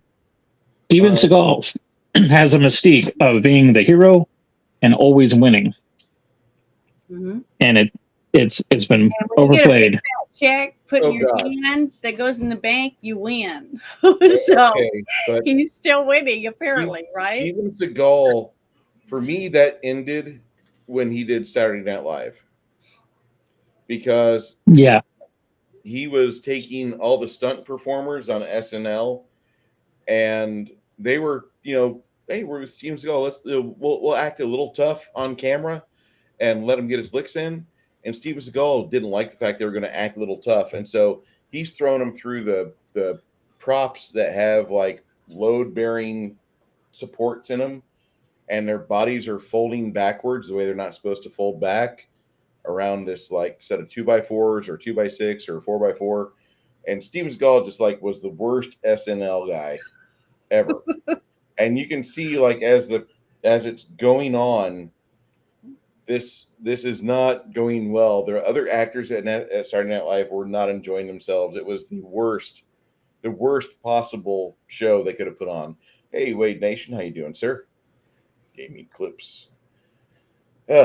Compare that to like Dan Aykroyd, who did his own stunts, and he was chill. Back when he was funny. I like Dan Aykroyd now because he's still funny, even if he talks about like aliens or aliens, paranormal, UFOs. Yeah. I find it hilarious. But next week we are watching Ghostbusters Afterlife, which is not the most recent movie we've watched, but it's in that realm of movies that's a little bit too close to modern day that I really don't feel comfortable with watching, but I will for the show. Mainly for the fact that it's Halloween month. What? It's Halloween month. There's a lot of... Okay, I'll shut up. I'm glad that you said Halloween month and not pumpkin spice. Yeah. Thank you. I don't like pumpkin spice. We found one. Guys, jump on it. Marry it. Make her happy. You'll never get this again out of a woman's mouth. I mean, I don't. I don't Janet's put it in my not there, coffee like or every anything. other basic woman I know. She puts a pumpkin spice on the table and... I don't do that either.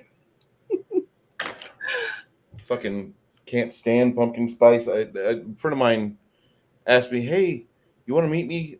We're going to What's Brewing." "Oh, cool.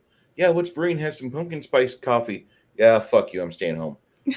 Usually What's Brewing is like, I'll go there for coffee because not only do you have like world-class coffee, but they also have like 30 pinball machines that are maintained efficiently and very well.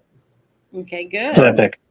I'm a very big fan of the Silver Ball, and that's the closest one to the house within about 8 miles. And I can go play pinball. I love pinball. But you're going there to drink pumpkin spice? No, you go do that by yourself. You don't even get to see me play pinball. I'm sorry. And they were kind of upset because like they do like watching me play. I've left a lot of high scores and initials on the Medieval Madness. That's all I'm going to say. And that was the machine that I take the most pride in. Like I know how to get that barnyard multi-ball. For those of you that know, you know. Okay. So next week, the 4th Ghostbusters movie. Six Nations. Do you have anything to part with?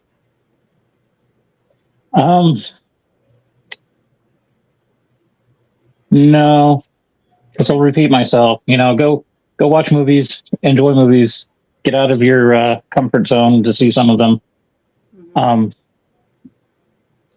Tubi, again, excellent resource, free, minimal ad shenanigans, not as bad as YouTube now. And grab physical media because it's disappearing. Yeah. They actually put Rambo 2008 on Tubi for the month. So wow. I know that made me happy. I mean, the part about that movie that makes me the most happy is seeing the 50 caliber being used on humans and just like watching bits of them fly off. And most of that's CGI, and I don't like CGI, but this movie does. It wasn't horrible. No, they do a really good job of showing what a 50 cal can do to the human body. And there were people in Hollywood that were bitching like, "Oh, that is so unrealistic. That movie would never be right. That's not right at all." And then here comes these guys out of the sandbox, and they're saying, hold up, that's a 50 cal mount. Yeah, that would chew through them about like that, especially in these like 4 instances right here where they got it completely right. So it was You ever see that old internet video of somebody sniping the Taliban with a 50 cal? It's a really grainy, crummy video, but yeah, it was similar to the CGI, so it Did was you guys it was see close.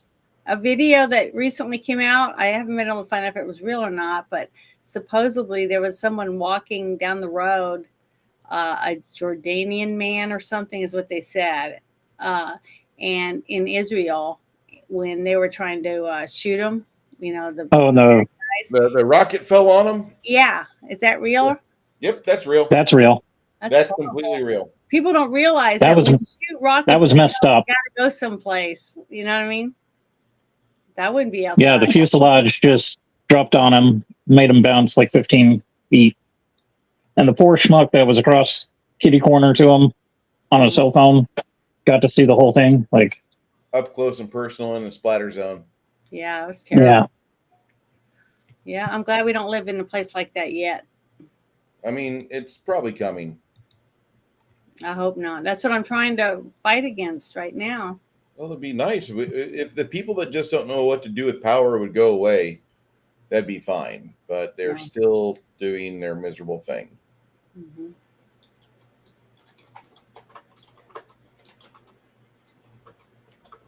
Kilo rides and wood chippers for them. Mhm. That would be my solution. Yeah. If Just take him to the train station. You know what that means, right? Maybe you can work out a deal with Elon Musk. Get that. What the hell's the name of that rocket that he uses? And just shoot him SpaceX, into the sun. SpaceX rocket. Well, no, that's. I'm talking about his rocket. Like SpaceX is basically NASA. If you look at the two contributors to donations and controlling interests, it's all NASA and the feds. Mm-hmm. But he's No, don't know. his company has the technology to shoot these people into the sun, or at least the moon. It's closer. Didn't somebody already get paid when they died that their ashes would get shot into the sun? Some rich person. I've heard that. Yeah, I thought I heard some really multimillionaire paid to do that when they die. So here's a still, and you can see the falling piece right here. Mm-hmm. And there's a lucky father of three, which I didn't know he was a father of three until I looked at mainstream media. Then they delved into everything that it could try to do to humanize him. No offense, but he's part of Palestine. And he probably voted for Hamas, and you get what you deserve. Oh, did I say that aloud? No. It's pretty sad. I didn't know if it was real or not. I just, I saw it. Well, I guess if you're gonna go, It was fast. Like, you get crushed. You don't have time to go, oh, this is gonna suck. You're unaware, and then you're gone. So the easy way. Yeah, don't watch Rambo: Last Blood. The way that the Rambo 2008 movie ends, where he walks up to the address where supposedly his father lives, that's a better ending for the entire Rambo series than Last Blood. That doesn't have the same impact. I'm just saying. Okay, I won't watch it. Rambo: Last Blood's good, but just yeah. Have you guys seen the newest Joker movie? Absolutely not going to. Nope. Good. I'm happy. Yeah, I heard it was bad. Lots of reviews already, and they're like, "Yeah, Lady Gaga in it, right? That one." Yep. Oh well, then I probably won't watch it because I just don't like her at all. I liked Lady Gaga up until after A Star Is Born came out. I didn't see that either. Something she said during that, like, just kind of rubbed me the wrong way, and that happens. She and other entertainers.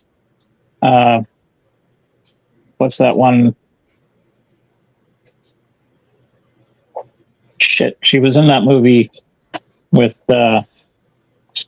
where she was possessed by a demon and she was eating her boyfriends. That was the last movie that I saw her in. She was in Transformers. Something Fox. Fox. Megan Fox. Yeah, Megan Fox. There we go. I don't know why I couldn't think of Megan. Her and Lady Gaga got a creepy vibe, Yeah, I agree with that. and they follow the same circles, and so I try to avoid that stuff. That's reasonable.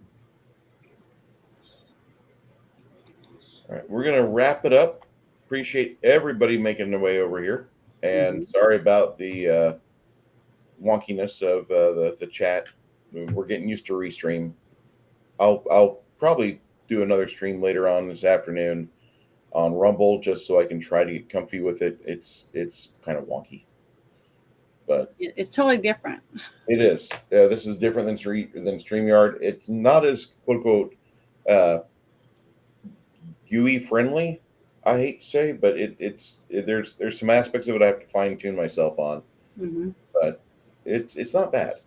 I do like the fact I can swap between cameras. They allow me to do an extra camera if I want to. Yeah, it's not like Mexican Coke. It's like a free version American Coke of StreamYard though? I either have the free version of StreamYard or nothing over there, and I know, but you can stream to one place without a logo and stuff. Okay. Yeah. Good. I think I'm gonna just stop paying and just go to free and just do it for one place. I don't know where, but I think I'm gonna do it for that. Just to show them that. Yeah, just to show them that you guys really screwed up, because I would have stayed with you if you hadn't treated me like I was a piece of meat. Yeah. So doubling the amount of money I was paying every month is not the way to get on my good side. And then when I tried power of the purse strings and to boycott, that's about all you can do. Yeah. That's what I'm going to do basically. Just come to use this and leave crappy reviews. I'll say, hey, this is what you give me, so I'm giving you back. Anyway, everyone be well. Have a safe and happy week. Try not to get in the way of any hurricanes. That's what I got for you.